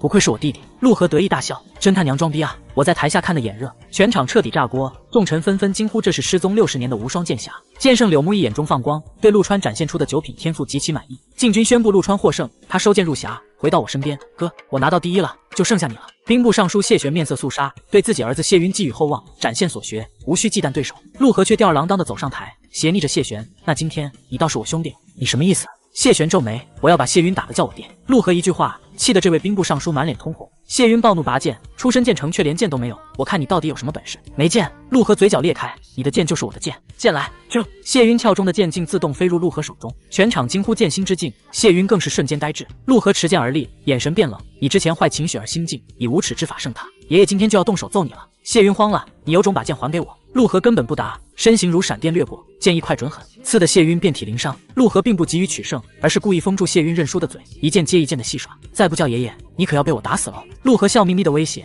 我有把握给你来个几千剑，让你求生不得。谢玄气的拳头攥出血，却被柳木一句差不多行了生生压住。最终谢云崩溃惨嚎，爷爷。陆河收剑入鞘，冲谢玄挑衅，我儿你因何发这么大的脾气？我乃大州兵部尚书，小儿安敢欺我？谢玄狂怒，却在柳木的威压下动弹不得。拜师仪式如期举行，吕松神情倨傲，刻意与我们保持距离。陈玄、陆家兄弟、许绍阳与2品优胜者吕松正式拜入柳木门下。出宫后，柳木交代，给你们1夜时间处理杂事，明日正式授业。我正要随将军府回城，陆河拉住我，陈玄，我师父要见你。我走向林婉告假，林婉美目含笑，陈玄，你果然没让我失望。我回府备好庆功宴，等你。我点点头，回到陆河等人身边，目送柳木夫妇和于朵乘寿车离开。吕松轻哼了一声，连个招呼都没打，自顾自地走了。陆河摸着下巴道，这家伙不懂事儿，作为大师兄，得找机会给他立立规矩。我懒得在意，反正与他也合不来。许兄，你有落脚点吗？我问。有，倒是有一个地方。许绍阳道，不过今日好像有不少人盯上我了。如果陈兄这儿能住得下的话，我叨扰1日如何？当然没问题。我笑道，院子够大，多他一个自然无妨。那我便叨扰1日了。许绍阳道，说这话以后都是师兄弟了，一家人。陆河笑眯眯地说道。陆川眼睛微微一亮，是一家人的话，那陈玄，以后我可以免费去醉仙楼吃饭吗？当然没问题了，你们想吃什么给我说就行，我亲自给你们做。听我这么一说，陆川口水都要流出来了。陆河瞪了弟弟一眼，你就知道吃，都快胖得跟球一样了，赶紧回去吧，师傅和师娘还等着咱们呢。这时秦业牵着一辆寿车走了过来，大夫人担心你的安危，让我亲自送你们过去。放心，我只在门外守着。那就劳烦秦爷了。我点头道，嗨，你小子现在可是剑圣亲传，那群孙子肯定还是想要对付你，毕竟你在将军府财源广进，他们那些下三滥的手段没用了。秦业道，但是他们大概率还是不敢将其放在明面上来。你小子现在身份也是水涨船高了，以后说不定我还得巴结你才行。秦业嘿嘿一笑，秦爷你就别打趣我了。我道，我再如何都是将军府后厨的厨子，你小子不忘本就好。秦业道，上车吧，我送你们过去。半个时辰后，寿车在陆河兄弟的落脚点停下，我就在这边上等你。秦业道，陆河看向许绍阳，许绍阳对吧？跟我们一起进去呗，都是师兄弟了，我带你去见见我以前的师傅和师娘。算了，我就不去了，我就在此地等待你们便可。许绍阳摇头，那行吧。陆河也没强求，我们3人推门入内，院里静悄悄的，唯独一间房亮着几盏油灯。师傅师娘，我们回来了。陆川大声喊着朝房间走去，刚一踏入，借着拉长的灯影，我便瞧见瞎子和老妪端坐在那，桌上摆着2个收拾好的包袱。师傅师娘，你们怎么就收拾好包袱了？陆河皱眉问道。你们已经拜了柳木为师，我和你师娘自然是要离开京都了。瞎子开口道。陆川满脸不舍，那师傅师娘，你们还会建成吗？我和我哥想你们了，去什么地方可以寻到你们？有缘自会再见。瞎子道。老妪分别抓起兄弟俩的一只手，满眼离别之意，咿呀比划了几声。瞎子翻译道，师娘让你们以后在京都好好修炼，早日入8品，早日回去接管建成。陆河苦哈哈地问：“不回去可以不？”被老妪瞪了一眼，陆河只好苦笑：“好吧，我会努力的，争取10年内回去。”老妪满意点头，又咿呀呀说了一通。师娘给你说，京都比不得建成，你们在建成随性惯了，但是京都不同，我们走了之后，虽然你是剑圣亲传，但是这京都人心叵测，你们尽量低调一些，别去招惹那些达官贵人。陆河挠挠头，我好像已经招惹了。瞎子默默摇头，随后转看向我：“陈玄，今日让你过来，除开打算给你一件东西之外，就是想要叮嘱你2件事情。这第一个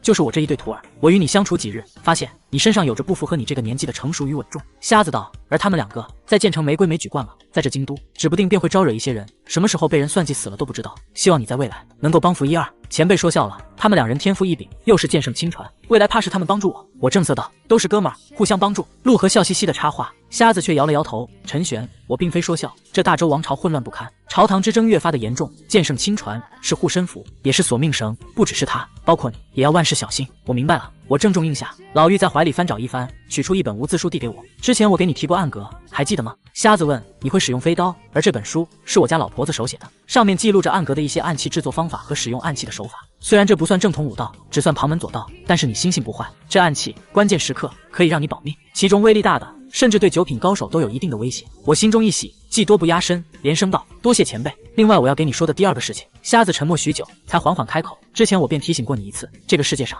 从来没有什么是免费的馈赠。我之所以帮你，一来是这2小子，2来是老婆子见了你一眼之后就比较喜欢你，3来便是希望你能够照顾一下我这2个徒弟。这天下所有的好事儿背后都标注着代价，越是容易得到的东西，代价可能就越大。”瞎子加重了语气：“切记！”我神色一动：“前辈指的是神龙9变吗？”瞎子并未点名，只微笑道：“孩子，言尽于此，剩下的路就只有你们自己去走了。至于能够走到什么地方，就看你们自己了。你们真的不回建成了吗？”陆川眼泪直打转：“我们老了。”瞎子叹道：“我和老婆子大半生都在建成度过，也想出去走走，寻找我们的机缘，所以我们不打算回建成了。希望你们兄弟2人能够重塑建成荣光。可是万一我想你们了怎么办呀？”陆川哽咽道：“我说了，有缘自会相见。”咿呀呀，老妪忽然开口。瞎子沉默片刻：“哎，老婆子，你终究是心软。”他顿了顿，道：“若是你们未来入了9品，真想见我们，那便来东边寻我们吧。一路往东去，穿过吴国，走过10万大山，去海边，一路往东。你们要去东海。”陆河猛地起身，满脸震惊：“你们要去寻找那传说之中的机缘？孩子，我和老婆子年纪大了，距离大限也不远了，此生无法突破9品的话，最多也就10年好活。”瞎子道：“虽然虚无缥缈，但是终究还是想要尝试尝试。可是据说去了东海的人，从来都没有人回来过。”陆河眉宇间满是担忧。瞎子笑了笑：“我2人心意已决，无需多说，好好的待在京都吧，守好无双剑匣，早日入8品。”言罢，他转向我：“陈玄，我与老婆子打算连夜离去。陆河2兄弟，今日可否随你入将军府？”自然是没问题。我一口答应。今日剑圣招收亲传，若这几位天赋妖孽的弟子大张旗鼓的随我住进将军府，外面那些想动下3滥手段的势力，也得掂量掂量招惹他们的代价。好了，别哭哭啼啼，跟个娘们似的。你这一生会有无数次的分别，分别一次就哭一次。瞎子拍了拍陆川的肩膀道：“而且我和老婆子也不一定就真的会死。”陆川抹了抹眼泪，陆河道：“那我送你们。”无需相送，陈玄带他们离去吧。我看着2老，不知该如何道别。瞎子叹了口气，一把抓住旁边的老妪，下一瞬，2人如同一阵清风，瞬息消失在原地。师傅，师娘，师傅，师娘！陆川追了出去。他实力虽强，终究是个孩子，看着空荡荡的院子，彻底绷不住，嚎啕大哭起来。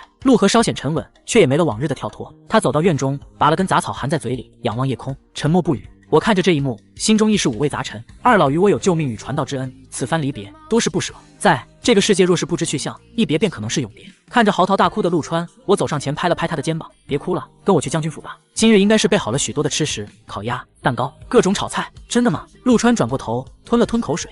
我疑惑地看了他一眼，这小子满眼泪花，眼神里却透着对美食的渴望，表情着实古怪。走吧，陆河说道。众人上了兽车，陆河靠在角落沉默下来。许绍洋也感觉到一股压抑，没有说话。为了转移2兄弟的注意力，我开口问道：“对了，建成是个什么地方？”陈兄不知道建成。许绍洋诧异地问道：“这可是无数武者心中的圣地。”我哑然道：“我习武不过月余，对于武者之事，确实知之甚少。”许绍洋道：“这建成数百年前便存在了，据说是一个大能者所建造的。建成独立于任何国家之外，据说建成收纳天下武学，是无数武者口中的圣地。而建成之主的第一个先决条件，便是可打开无双剑匣。每一任的建成城主都会成就天下第一之名。天下第一。”我看向陆川道：“那岂不是说陆川会成为建成城主？”陆河道：“原则上是这样的，不过上一任的建成城主出现了一些意外。”怎么说？我问道。建成城主是一代一代传下来的。每一任建成城主在突破9品之后，都会背着无双剑匣挑战天下9品。一是确认建成地位，让人不敢来犯；二是游历天下，寻找下一个传人带回来培养。但是上一任城主陆长生却并未收徒。他游历天下归来之后，在建成枯坐30年，而后于60年前他便失踪了。自此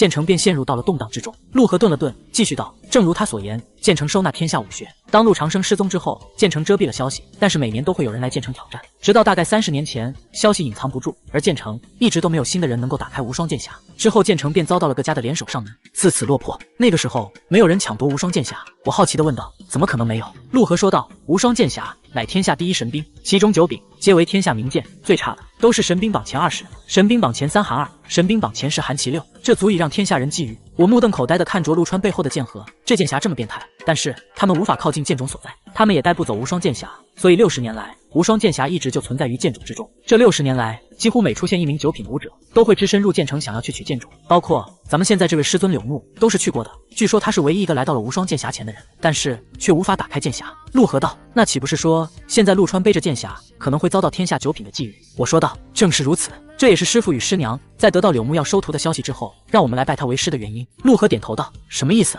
我问道。许绍阳道：“自陆长生失踪之后，天下并无魁首，直到柳木入9品，他走了建成城主所走的路，挑战天下9品高手，并且战而胜之。”我神色一动道：“也就是说，柳木是如今天下第一强者？”正是如此。陈兄竟然连这也不清楚，不然你以为剑圣之名是白叫的？许绍阳点头道。陆河道：“不过据说他因为一些原因不得离开大周京都，而我们兄弟除开拜师之外，其实是来寻求庇护的，只有他能够守得住无双剑匣。如此说来，未来这京都怕是会有天下9品高手不时来扰了。”我说道：“等我和我弟入8品之际，便无惧了。在这之前，柳木既然收了我们为徒，他自然是考虑到了这一切的。”陆河道：“原来如此。”我点头道。说话间，售车已至将军府正门，负责驾车的秦爷皱了皱眉道：“陈玄，你带着几位小哥先稍等片刻，我去通知大夫人。如今你们都是剑圣亲传，大夫人自然得来正门接你们才是。”好的，我点头道：“不用这么麻烦，咱们直接进去就行了。我都闻到香味了。”陆川急切地说道。我连忙拦住他：“这是礼数，入了京都，礼数方面可多了。特别是这种情况，你们就这么闯进去的话，别人会觉得将军府不懂礼数。”被我这么一忽悠，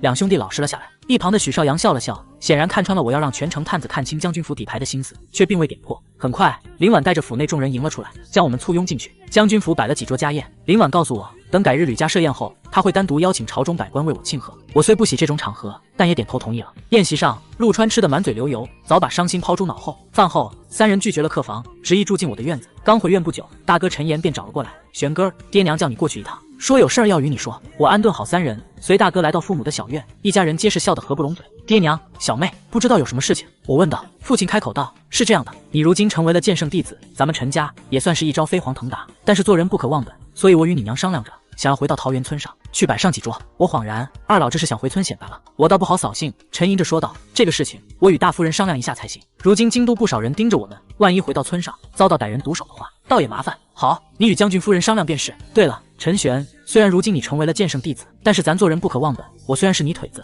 但是这些天在将军府，倒也听说了不少将军府的麻烦。你若是有了能力，一定要帮扶着将军府。没有将军府，便没有现在的你。”父亲嘱咐道。我笑道：“放心吧，爹，我永远都是将军府的人。”如此便好，那你得空去与将军夫人商量一下。父亲又催促着说道。好，我点头应下。因许绍阳3人住进了我的院落，大哥陈岩今夜便留宿在父母这边。我又去寻林婉说明来意，林婉微笑道：“你父母的想法倒也正常，此事并不麻烦。等我休沐之际，带着玄甲军一起过去走一趟便可。正好也去你的家乡看一眼，那就麻烦。”没等我说完，林婉便打断了我的话道：“你我之间无需说麻烦2字，去吧，你朋友还在院子之中，今夜你去陪他们。”我点头告辞。我自然不知道，在我离开后，林婉独自在院中坐了片刻，便进了书房，打开了一个暗格。暗格里供奉着一块灵牌，他看着灵牌，喃喃地说道：“将军，一切似乎都在往好的方向发展。将军府和海牙令，或许我能够守住了。将军，若是未来我改嫁，你当不会怨我的，对吗？”回到昏暗的院落，许绍阳正坐在躺椅上，眼神空洞地望着夜空。许兄还没睡？我问道。你这躺椅倒是有些意思，就忍不住多躺了一会儿。许绍阳说道。许兄是有心事吧？许绍阳没有隐瞒，叹息着说道：“今日将军府宴，我看到了陈兄父母因为陈兄成为剑圣亲传，喜极而泣，我心有所感。若是我父母还在，他们听闻了我成为剑圣亲传的话，应该也是这般吧。只可惜我连个分享喜悦的人都没有。”他的脸上带着几分悲伤。我想起他此前的悲惨经历，拍了拍他的肩膀道：“许兄，从今日起，我家便是你家，我陈玄便是你的朋友。如果你信得过我的话。”许绍阳笑着说道：“我说过，直觉告诉我，我们会成为不错的朋友。等到学习一段时间，你我的实力都增强之后，咱们去一趟通州你的老家。”我说道。许绍阳神色一动道：“去我的老家？你不打算复仇吗？”我问道。许绍阳的眼眸微微眯了眯道：“自然是要复仇的，那到时候咱们一起便是。”我说道。夜色下，许绍阳沉默许久，点头道：“好，到时候咱们一起睡觉吧，明日一早便要去刘府剑圣将会亲自给咱们授业，我倒是有些期待了起来。我说道，我也是。许少阳笑了笑，转身回房。我也回到房内，按习惯将体能压榨到极限后，才倒在床上沉沉睡去。次日一早，我亲自动手给几人做了一顿丰盛的早饭。陆川一边吃一边感慨，这才是人过的日子啊！我前面15年都白活了。陈玄，我以后都能吃到这样的早饭吧？当然，我笑道，以后我会给你一张醉仙阁最顶楼的会员卡，你随时都可以去吃。但是我可要提醒你，醉仙阁是将军府的产业，你吃了可就欠了将军府人情。无所谓，有吃的就好。陆川嘿嘿一笑。饭后，我们4人从将军府正门而出，来将军府1个多月，我一直走的是偏门，如今成了剑圣亲传，自然有了走正门的资格。刘府距将军府不远，乘着兽车，我们很快便到了。刚到门口，家丁便鞠躬行礼，见过4位小爷。我们都不太适应这般大礼，剑圣已经在练武场等待了。4位小爷请随我来。一名家丁道：“吕松那狗东西来了没？”陆河问道。吕小爷已经来了1个时辰了。家丁回道：“他娘的，挺心机啊！”陆河骂了一句。到了练武场，只见吕松正盘腿坐在中央，似乎在参悟。柳木平静地站在一旁等待。见我们来了，他才轻轻拍了拍吕松的肩膀：“起来吧。”吕松睁眼起身。柳木目光扫过我们5人，平静开口：“我知道你们出身各不相同，但是既然成为了我之亲传弟子口，我柳木此生从未收徒，你们是我收的第一批，也是最后一批，我便一视同仁，也希望你们日后相处之间如同亲兄弟一般，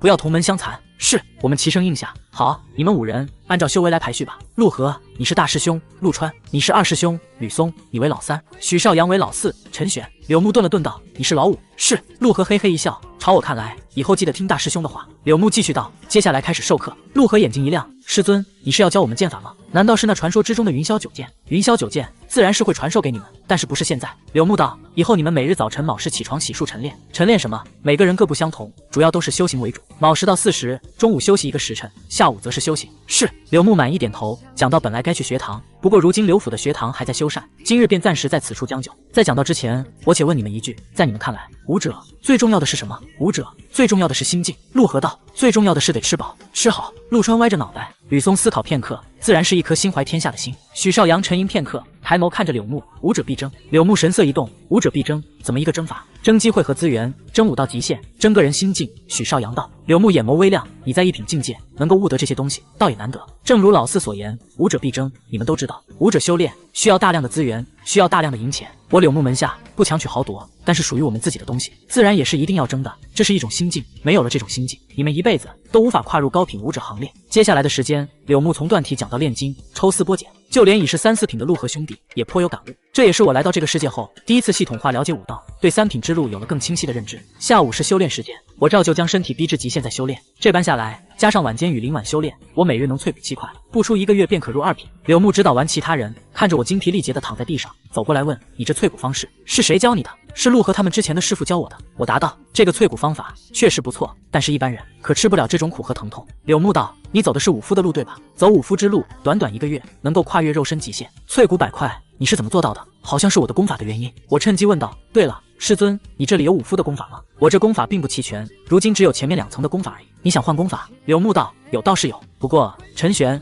你休怪为师说话不好听。从我认识你以来，我夫人便一次次劝说我收你为徒，我也观察过你许多次，你在武道的天赋上确实相对一般。而武夫这条路，且不说如今几乎被抛弃了，因为武夫之路越往后走是越难的，每一个境界都要走到极限。但是你走了武夫，其他的体修之路又走不通了。你有没有想过换一条路，比如说气修？”我苦笑一声，我也想过，但是我修炼了这个功法之后，身体便无法吸收灵气了，好像气修也走不通。柳木哑然点头道：“罢了，或许这便是天意吧。武夫之路，我这府上倒是有着2门，品质都不低，明日我带过来，你试试看吧。”多谢师尊。晚饭是醉仙阁送来的，众人见我练得苦，没好意思让我下厨。修行持续到亥时出课，我又淬炼了5块骨头。柳木见状，眼中满是诧异，别人靠子灵液一天淬1块也是极快，我这一天5块的速度，堪称变态。我在府上都给你们安排了住的地方，你们今后便住在我的府上便可。柳木道：“师尊，我每日过来便是，我就住将军府。我与将军府有些生意上的合作，也需要我去打理。”我婉拒道：“毕竟与凌晚的双修才是我提升的关键。师尊，我也回府上住，明日我会一早过来。”吕松也开口道：“既如此，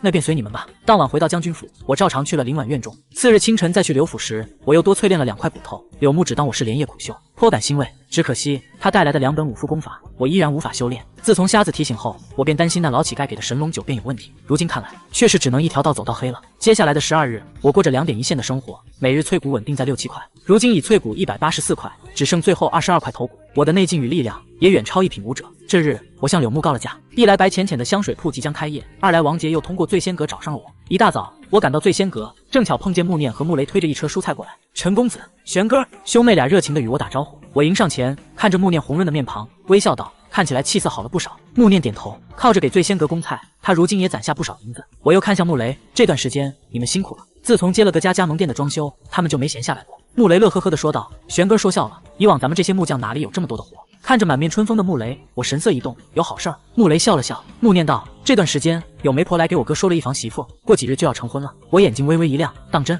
这得感谢玄哥。穆雷道：“自从在玄哥手底下做事儿，我挣了些银子，然后就有人来说媳妇来了。”穆雷和穆家老爷子作为工头，每月有5两银子的酬劳，加上每日做工的工钱，父子俩每月能有12、3两银子的收入，在大周这已是相当不错了。穆雷继续说道：“今日香水铺装完，我明日便带着我爹去提亲，过几日便要成亲，到时候玄哥得空的话，不知道能不能来喝。”当然，我一口应下，这杯喜酒我当然要来讨。穆雷眼睛一亮，那好，有剑圣亲传去喝喜酒，这可是极有面子的事。他兴奋地憧憬着未来，等成婚之后，我再存些银两，也去购买一本功法习武。一旁的穆念也乐呵呵地笑着，看着他们，我心里也高兴。穆雷只是个缩影，将军府的产业确实改善了不少人的生活。聊了几句，穆雷就连忙道：“那玄哥，我就先去香水铺那边了。今日是最后的一点工作了，做完之后，明日香水铺就能够开业。待会儿我等你过来验收。”好。等到穆雷走远，穆念道：“陈公子，你先去忙你的去吧。”我点点头，随小昭走进了醉仙阁的包房。我们未曾察觉，旁边的藤阳楼上有2人正凭窗俯视。李腾眯着眼，眼中尽是对我的杀机。自从醉仙阁开业，藤阳楼每况愈下，关张已是迟早的事。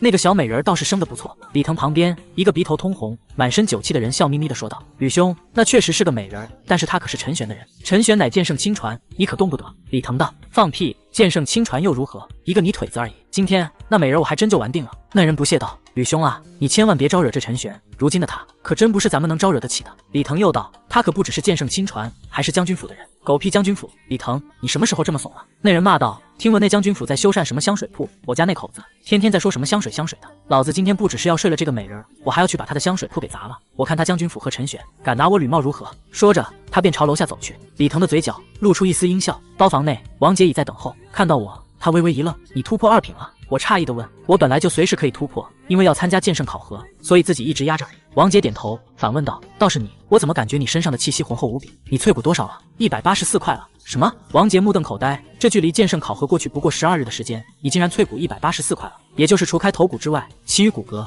你全部淬炼完了。他娘的，你到底是个什么变态啊？我笑了笑，不说这些，说正事儿吧。你此次过来，应当是谈烈酒的事情。对，王杰点头道：“我和我父亲说了一下，我父亲也同意尝试，并且这部分的全部交给我负责，包括如何销售。虽然我觉得烈酒不错，但是大周的人大都喜欢清酒，我也不知道是否有市场。你先给我酿制个几百坛，我拿去卖了再说。”我沉吟着问：“你们的酒一般是如何卖的？”“一般就是供给京都以及京都附近几个州郡的酒肆、青楼。”王杰道：“我们在许多城市都有着铺子，不过主要的生意还是给这些。”如此说来，你应该和一些酒肆的掌柜关系不错。我提议道：“正如你所说的，烈酒的接受度是一个问题。虽然你觉得有市场，但是咱们还是得慢慢的铺开。我重新酿制了一些粮食酒，我先给你10坛，你可以先在京都的铺子免费给人试喝，同时也可以给到一些酒肆，同样是免费的。你先观察一下反响，如果反响比较好，到时候定价什么的主动权都在咱们的手上了。”王杰眼睛一亮，要不说你陈玄一人就解决了将军府的困扰呢，此等生意头脑。另外，你得单独建造一个作坊，然后挑选一些酿酒的老手过来。我补充道：“已经在筹备了。”正当我们就细节聊得火热时，房门被猛地推开。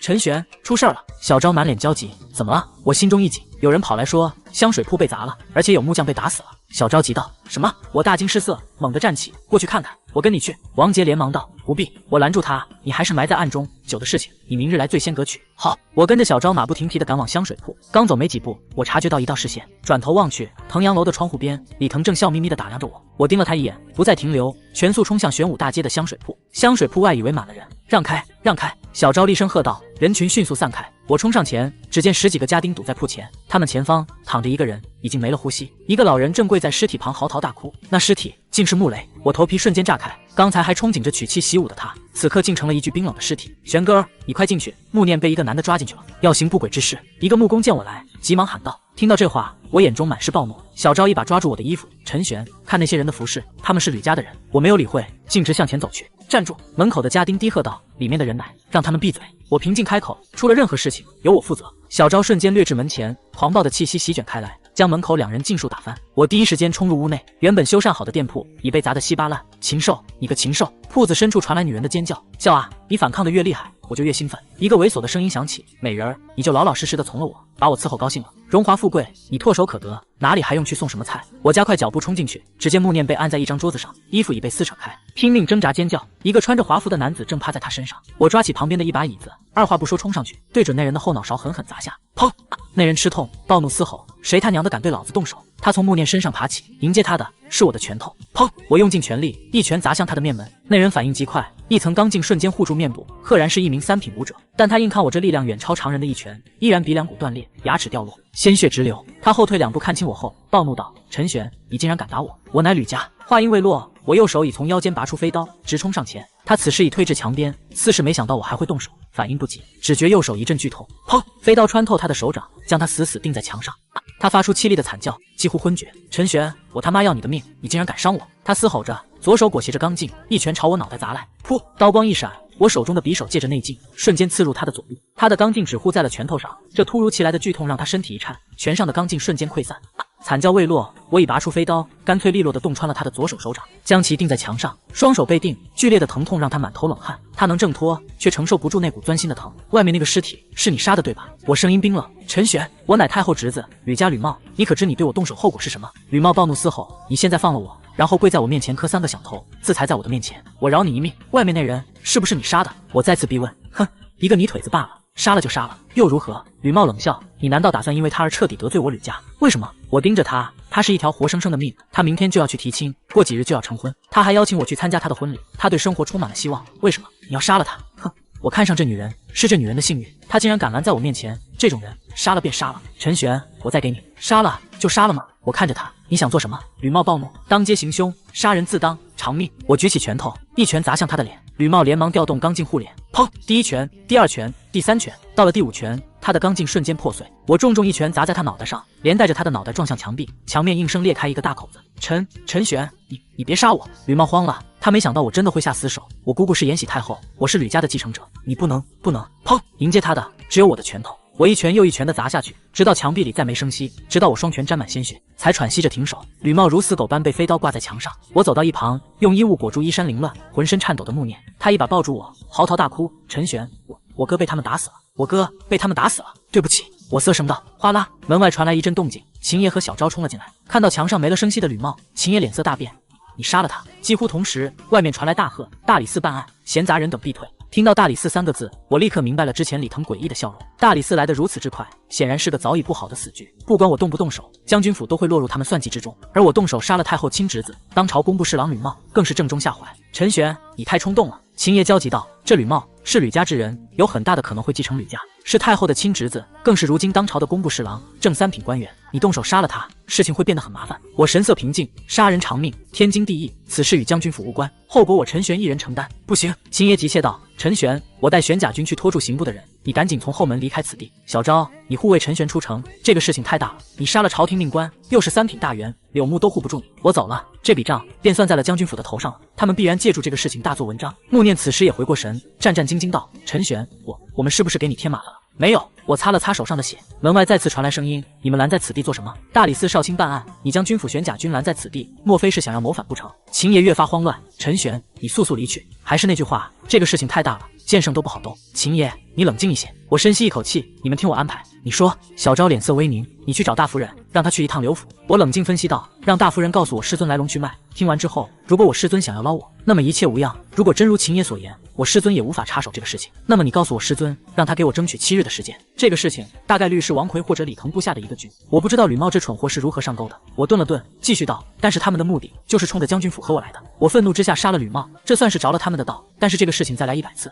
10000次，我依然会杀掉吕茂。他们为了尽快的解决掉我，肯定会很快给我定罪，然后尽快的将我问斩。我去找林燕，即便跪下来求他，我也让他给你拖延7日的时间。秦爷道：不。我摇头，我争取来这7日的时间，其实是要你办一些事情。大周律法，官员杀人者如何处置？秦爷苦笑：按照律法，天子犯法与民同罪，虽然是如此，但是那便够了。我打断他：接下来的这7天时间，你与大夫人商量，在京都散布这个事情。不过需要加工一下，你得去寻找也好。罗织也好，把这吕茂塑造成一个十恶不赦的恶人，然后把我塑造成一个为了底层怒杀朝廷官员的英雄，这有用吗？秦爷愣了，我不知道，我坦言，但是总要尝试一下，要尽快的传开。如果激起民愤的情况之下，便想办法为我请愿。如果真的有人愿意为我请愿，这些人的生死也得有人负责。如果可以让我师尊来负责，这会不会太冒险了？要不你只能够做到这样了。我决然道，剩下的便生死有命吧。言罢，我走到尸体前，拔下飞刀，单手提着吕茂便往外走。小昭，你照顾好穆念姑娘。秦爷交代一句，连忙跟上。门外，玄甲军正与大理寺的人对峙，为首一名官员看到我提着吕茂的尸体，脸色微变，随即露出一丝得逞的冷笑。让开！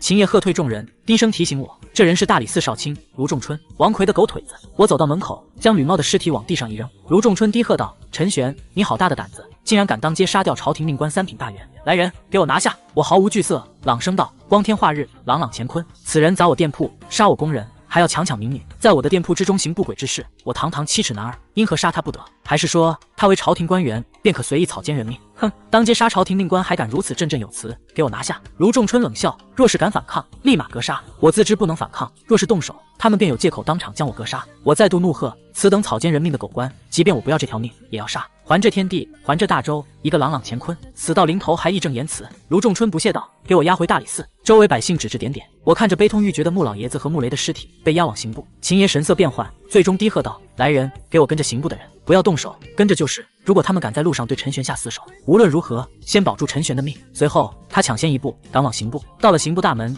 守卫认出秦爷，连忙迎上：“秦爷，您怎么来了？我要见林燕，去通报一声。”秦爷淡淡开口。那人飞奔入内，不多时，穿着官服的林燕热情地迎了出来：“老秦，你来找我了，是有事情，进去说。”秦爷随林燕进入衙门，刚坐下便开门见山，替我保证一个人的安全，保证他不要遭到重刑。出了什么事情了？林燕皱眉：“陈玄当街杀人。”秦爷简述了事情经过。听完秦爷的讲述，林燕瞳孔一缩：“这是有人布局吧？王奎。”秦爷抬眸看着林燕：“林燕，我知道你和王奎蛇鼠一窝，你也希望陈玄死，他可以死，但是我希望他在死之前不要遭罪。”说着，秦爷径直朝林燕跪了下去。林燕身形一闪，一把扶住秦爷：“老秦，你这是做什么？当年我刚入玄甲军，是你一手提拔，才有我林燕的今日，我如何受得起？老秦，我不是王奎的人，我只是大周的臣子，我只是觉得海牙令不该在大夫人的手上。”林燕叹道：“只是这个事情，那小子太能闯祸了，你若是不答应我，我今日便一直跪在你刑部门口。”秦爷态度坚决：“我答应你便是，但是他杀了吕茂，那可是吕家的人，又是当街斩杀，即便是剑圣，怕是都不好插手。”林燕无奈道：“这小子是死局，我给你保证，他在狱中不会受任何大刑就是了，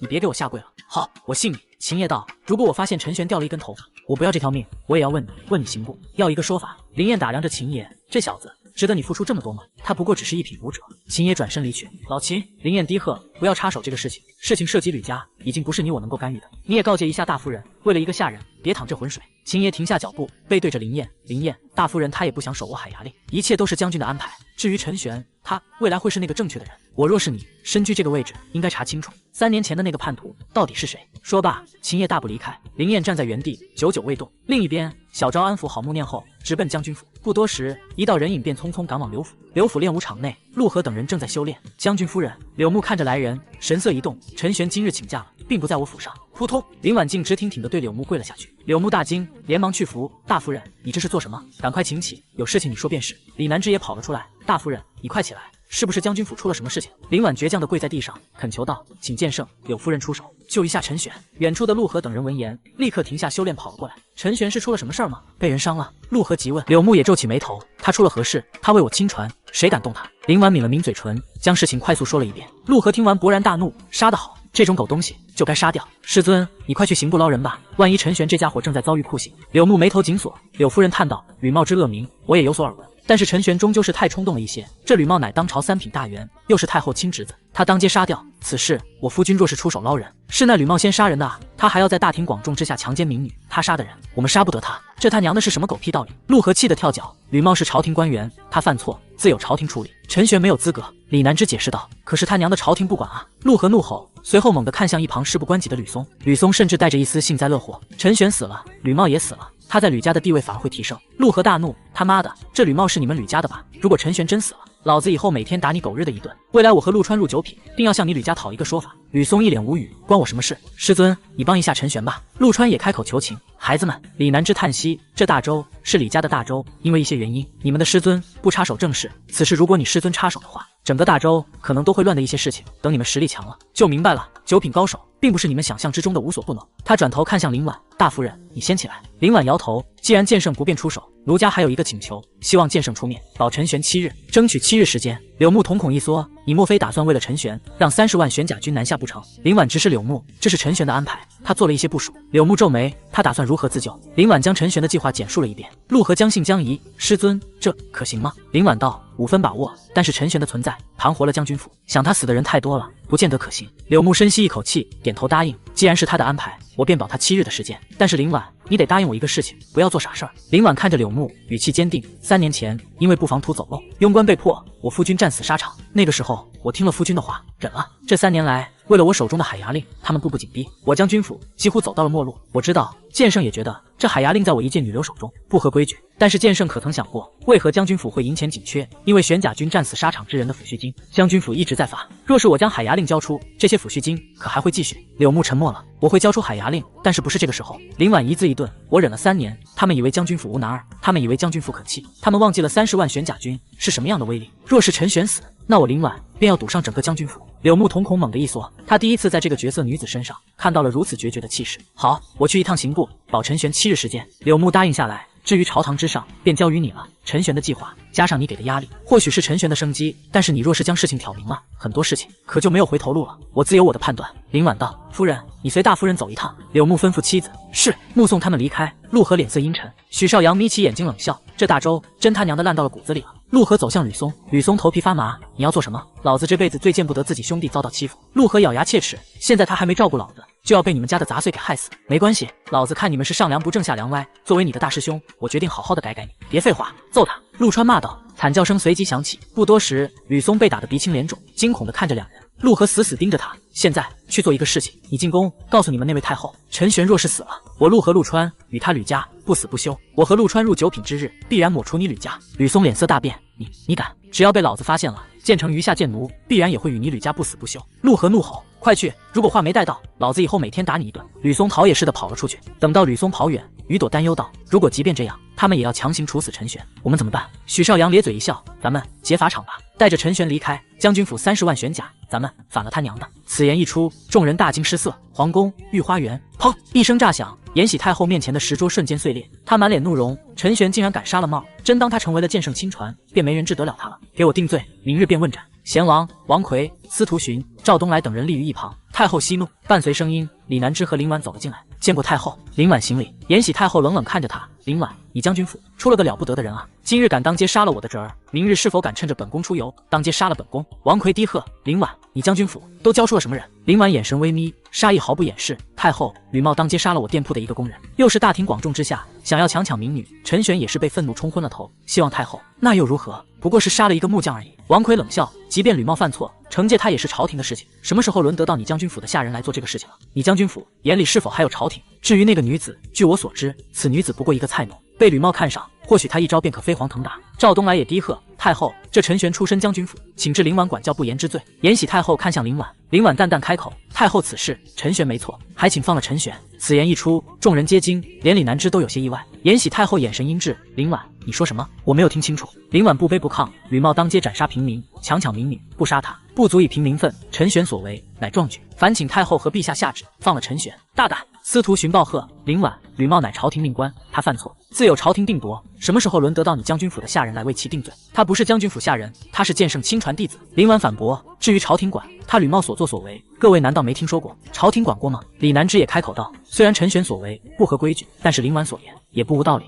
好好好！延禧太后怒极反笑，林婉啊林婉，为了一个将军府下人，你竟然要做到这个程度，那本宫便告诉你，陈玄我杀定了，明日便问斩。林婉直视太后，陈玄若死我林婉，便会赌上将军府的未来。你这话是什么意思？王奎斥道，你莫非想要反了不成？太后，太后，你要为我做主啊！正当气氛剑拔弩张之时，鼻青脸肿的吕松哭喊着跑了进来，瘫坐在地。李南芝皱眉，是谁把你打成这样的？师娘，太后，你们要为我做主啊！是陆川兄弟，是许绍阳，是于朵，他们联手打了我，说因为我是吕家的人，他们说吕家是上梁不正下梁歪，所以出了吕茂这么一个人，我也和他一样。吕松委屈大哭，延禧太后气得发抖，上梁不正下梁歪，这上梁指的可不就是他？大胆无知小儿，竟然敢妄议太后，即便是剑圣亲传，也罪不可赦。王奎低喝：“柳夫人，此事你得给个说法。”李南芝看向王奎反问：“不知道我该给个什么样的说法？”是吕茂梅当街杀人强奸民女。吕松接着告状，那陆河还说了，若是陈玄有事儿，他入九品之日，定要灭了吕家满门。这等大逆不道之言，让延禧太后威严爆发。好，一介小儿，竟然敢威胁到我的头上来，好得很啊！他是不是还说了什么？说给本宫听听看。吕松小心翼翼道：“他还说让你有种现在就去杀了他。建成是没落了，不是不在了，你敢杀他，建成余下贱奴便于吕家，不死不休。好，你凌婉威胁我，那建成小儿也欺我，真当本宫是吓大的。”延禧太后怒喝：“来人，把皇帝给我叫过来！”太后息怒，一位白发老人匆匆赶来，正是当朝右丞相。太后，那陆川执掌无双剑匣，便是新的建成城主。如今虽然36剑奴死的死，走的走，但是无双剑匣还在。他一声令下，活着的剑奴们皆会听其号令，剑奴皆为8品强者。大周会乱啊！还望太后三思。延禧太后冷笑：“他是剑圣弟子，若是建成剑奴入大周，剑圣不会坐视不理吧？”太后，你莫要意气用事。李南芝劝道：“此事说破天，也是吕茂的不对。陈玄怒而杀人，即便有所不对，也罪不至死。”此时，小皇帝李星宇也到了。皇帝，延禧太后下令，你指将军府下人剑圣亲传弟子陈玄，当街斩杀朝廷命官，罪不可赦。明日午时问斩。李南芝皱眉：“我夫君说了，即便问斩，也是7日后的事情。”延禧太后沉默片刻，改口道：“那本宫便给剑圣一个面子，7日后午时问斩。你指？”李星宇愣住，这是出了何事？为何要问斩陈玄？母后你……被太后冰冷的眼眸一扫，他缩了缩脖子。林婉平静地看了一眼太后，未发一言，转身离去，神色决绝。众人皱眉看着他的背影。右丞相开口：“太后，看林婉这表情，怕是要鱼死网破。这些年他一直都在忍让，别忘了，他手里可是有着30万玄甲军啊！他如果有这样的决心，这3年便不会忍了。”太后笃定道：“秦叶怎么可能反？只是我没想到的是，这林婉竟然愿意为陈玄做到这样的程度，这出乎了我的意料。但是也是我的机会，能否拿回海牙令，就看这林婉对于陈玄看重到何种程度了。”众人恍然。王奎赞道：“原来如此，太后好手段，不知拿回海牙令，太后想要谁来执掌？拿回来再说吧。陈玄只不过是将军府下人，说不定林婉只是逼迫一下，实在不行便选择牺牲他。”太后淡淡道：“大理寺天牢，得益于灵验，我没吃什么苦头，但因当街斩杀3品大员，被直接关入天牢，牢里环境恶劣，满是腐朽气味。我躺在草席上，思考着破局之法，时间太短，能考虑的事情太少。我担心林婉上头，若是表现得太过在意我，必然会被那些老狐狸抓住把柄，借此对海牙令下手。”一阵脚步声传来，见过剑圣大人。守卫鞠躬行礼。我起身迎道：“见过师尊。”柳木辉退守卫，看着我问：“后悔吗？再来1万次，我也会杀了他。”师尊，这种人能够在大周成为3品官员，大周烂。我摇头道。柳木叹了口气，我也觉得杀得好，但是这次的事情总归是有些大了，为师没办法彻底保住你，但是你要的7天时间，为师帮你争取。你这7日有办法救下自己吗？我也不知道，2、3成吧，或许更低，要看那延禧太后是否在意民意。我如实回答，接着道：“不过我有些担心，师尊还得劳烦您去找一趟大夫人。”柳木道：“你说便是，告诉大夫人完全不要插手这个事情，让她主动和我撇清楚关系，表现出我正说着。”柳木打断了我：“来不及了，大夫人她不出意外，他已经第一时间就进入皇宫去见延禧太后去了。如果我没猜错的话，他应该是打算以玄甲军南下，逼迫太后饶了你。”柳木道：“那就麻烦了。”我沉吟着：“麻烦？为何？玄甲军极为强大，或许太后会因为这个压力放了你。其一，大夫人若为我一个下人调动30万大军，玄甲军会怎么想？其二，如果太后发现大夫人极为在意我，定然会抓住这个不放，最后大概率想要用我的命去换取海牙令。”我解释道：“我所布置下的一切局便没有了意义，唯一的作用就是让吕家声望降低而已。”柳木打量着我：“你这脑袋竟然想得这么深。”师尊谬赞，这个时代下想要活命，总得多想一些才行。那现在你可有想法？柳木问。只希望大夫人能够冷静几分吧。我苦笑。柳木叹道：“林婉很看重你，出乎我的意料。”我干咳一声，掩饰心虚，或许是我替将军府解决掉了不少的麻烦吧。知道林婉第一时间为我进宫，我心中是喜悦与感动的，这意味她真正将我当成了身边人，而非工具。只是这种不冷静带来的后果堪忧。这7日你好生想想，明日我会再来看你，你有任何的想法都可说与我听。多谢师尊。柳木叹息着离开。我刚打算躺下思考对策，一阵脚步声传来。发明炒菜，推出会员制，推出加盟制，足以证明你是有些才干的，怪不得秦爷愿意为你下跪。那柳木的一些弟子更是敢为了你出言威胁太后。伴随着声音，林燕走了进来，打量着我。不过我倒是好奇，你的策略是什么，让你觉得你在这种局面之下还有3成存活的机会？我看向林燕，咧嘴一笑。将军府、议事厅，将军府的女眷和秦爷皆坐于此。林婉坐在主位，环视四周。事情我想各位都已经听说了。我今日进宫面圣，太后已经下达了指令，7日后斩杀陈玄。这7日是剑圣给陈玄争取的。他看向秦爷，陈玄让你布置的是什么？秦爷将我的布置如实相告。林婉脸色微变，坏了，为何？白浅浅不解，陈玄是不是说过让我暂时不要插手这个事情，他一人承担此事？林婉问。确实说过。秦野点头，林婉揉了揉额头，事情已经发生了，现在让大家开这个会议。第一个事情，陈玄保不保？保。白浅浅第一时间表态，为何不保？若不是陈玄，我们将军府的困局无法破开，走向破败是迟早的事情。我同意，我也同意。秦瑶和秦雪儿同时附和，其余几人迟疑片刻，也纷纷表示我们听大夫人的。见众人表态，林婉吐出一口浊气。陈玄虽然是我们将军府的下人，但是他的能力有目共睹。既如此，那陈玄咱们便救了。至于如何救陈玄，大概率只有一条路了，我们用海牙令去换陈玄的命。众人皆默。海牙令是将军府的困局之源，也是命脉所在。交出海牙令，将军府便失去了30万玄甲军的依靠。许久，白浅浅打破沉默，我觉得陈玄一人，只要他能够安稳地成长起来，便可堪比30万玄甲军。他的能力有目共睹。九司给我们提供的银钱，陈玄的经营手段，耗费一些时日，重新打造一支玄甲军也并非不可能。只是这海牙令如何交给谁？海牙令绝对不可能只是用来换取陈玄一条命。林婉一愣，你们都同意用海牙令去换陈玄的命？三夫人开口，大夫人，自将军死去之后，我们都能够感受到你的劳累，虽然只有3年的时间，但是这3年你都没怎么效果。海牙令可号令大周最强的军队，但是同样的也是巨大的负担，不论是阵亡者的抚恤，还是说其他人的际遇。既如此，那便暂时定了。林婉拍板，我去寻找一趟陈玄，看他如何考虑的。天牢内，面对林燕的质问，我反问道：林大人觉得如今的大周如何？你这话是什么意思？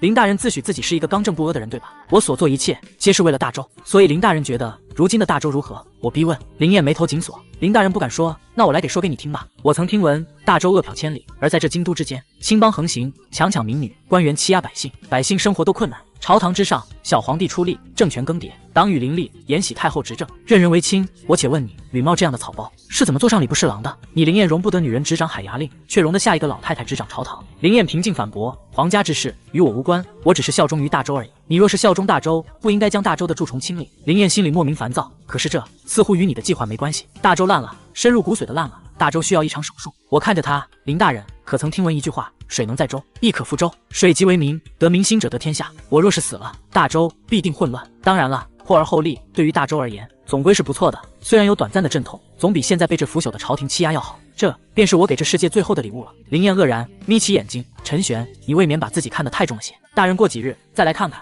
是不是小人把自己看得太重了？我微笑道，那本官倒是看着你在这牢狱之中有何手段。林燕拂袖离去。得知林婉进宫，我便知自己极可能陷入死局。这是一个武者的世界，朝廷对民意并不看重，为了海牙令，太后必然咬死不放，而林婉大概率也不会为了我交出将军府的命脉。正想着，牢门再次被打开，林婉站在门口，满眼担忧。大夫人，你受苦了，我自己的选择不后悔。我笑道，不过我没吩咐好，大夫人不该这么着急着去见太后的，更不该用玄甲军去威胁太后。其实你的威胁没有太多的作用，所有人都知道大夫人是绝对不会反了大周的，有这么明显吗？若不是如此，他们这3年又如何敢一步一步地蚕食将军府产业？我叹道，不过如今已经发生，那便如此了。我本意操控民意，逼迫太后妥协，但是如今海牙令一出，太后必然死扛到底，大夫人可等上几日？我已经让秦爷停手了。林婉道，我知道你所做的事情，但是民意一旦被挑拨，未来你死亡，必然有人会利用这民意，大周届时将会陷入打乱，内部便会发生战争，外部又是虎视眈眈，这不是将军想要看到的。我皱眉，大夫人，有句话我一直没说过，大周本就该破而后立了，你手握30万玄甲军，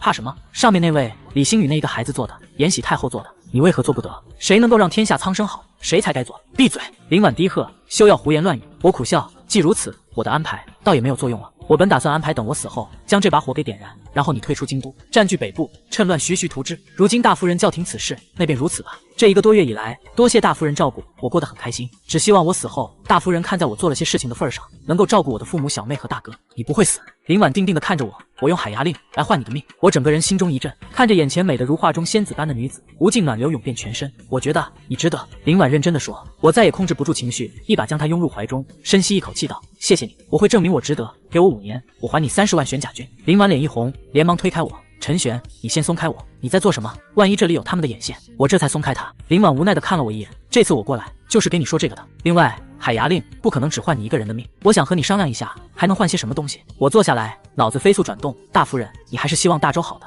对吧？这是自然，王父一生都在为了大周征战，我自然希望大周强盛。我一直没询问过，如今的朝堂之上，关于北边是怎么个策略？我问。如今更多的是偏向于割地求和。林婉无奈道，不过将军在死亡之前，命玄甲军死守北边，不可让敌逾越半步。玄甲军只认海牙令，所以这些年来，不论朝廷如何颁布政令，玄甲军皆是镇守在那边，这也是为何他们如此想要得到我手中海牙令的原因。割地求和，我冷笑，今日割5城，明日割10城，这群酒囊饭袋。其实我有时候也理解，毕竟国库空虚。林婉叹气，国库因何空虚？还不是进了他们的口袋。我撇撇嘴，罢了，我也懒得管这些了。如果你为了大周好，面对北边，最好是个强硬派得到你的海牙令。柚香和灵燕都是不错的选择。林婉点头同意，那你便选其一给海牙令吧。然后我希望将军府退出京都。我接着说道，以海牙令换取1州或者2州之地，这个地方不求富饶，只求交通可以便利。这2州归属大州，但是大州不可插手其中政事，官员任命完全由我们自治，这怕是有些困难。林婉皱眉，这相当于是国中之国了，你开口要3州，最后谈下1州便可。我笃定道，大夫人，即便你不愿意承认，我师父柳木不干涉朝堂的情况下，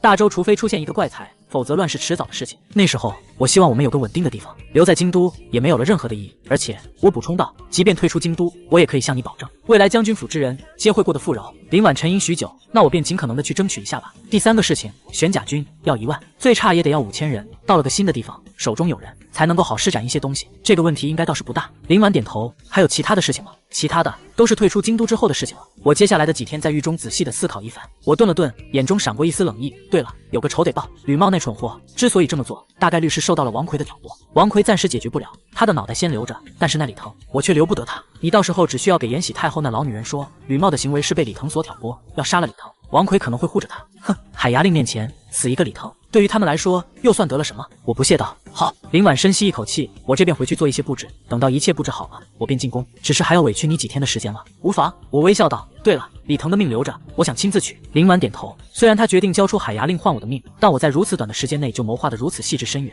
这让他越发笃定，这个交换是值得的。闲聊了几句后，林婉离开了。他的脑海中不断回放着我的话，那个位置，李星宇做的，延禧太后做的，再联想到我后续的安排。他隐隐觉得我有反心，但靠1州之地崛起又不太可能，大概率只是为了自保。林婉走后，我躺在床上，心情前所未有的放松。对京都的尔虞我诈，我本就不喜。退出京都，退居1州自治，不论未来是逍遥度日、安心习武，还是真的反了这大州，都是一条极好的退路。至于王奎、赵东来等人的仇，我自然记在心里。刚躺下没多久，一个嘶哑的声音响起：“小友，看起来年纪轻轻，没想到城府倒是如此之深，让老夫都是有些刮目相看了。”我转头看去，旁边牢房里，一个骨瘦如柴、头发花白、看起来邋遢至极的老人正笑眯眯地看着我。你在和我说话？我问。看你这年纪，不过20-30岁，实力也只是一品武者，竟然想要翻手为云覆手为雨，操弄这大州的江山社稷。老人道：“不过你那句话说得对，上面那个位置，谁为天下黎民百姓好，谁才该坐在那个位置。”我挑了挑眉，刚才那些话可是诛9族的大罪，不过在这天牢里，大家都是死刑犯，我也不怕。小子，老头继续道：“我听你这说法，确实是有几分能力。若是你把老夫捞出去，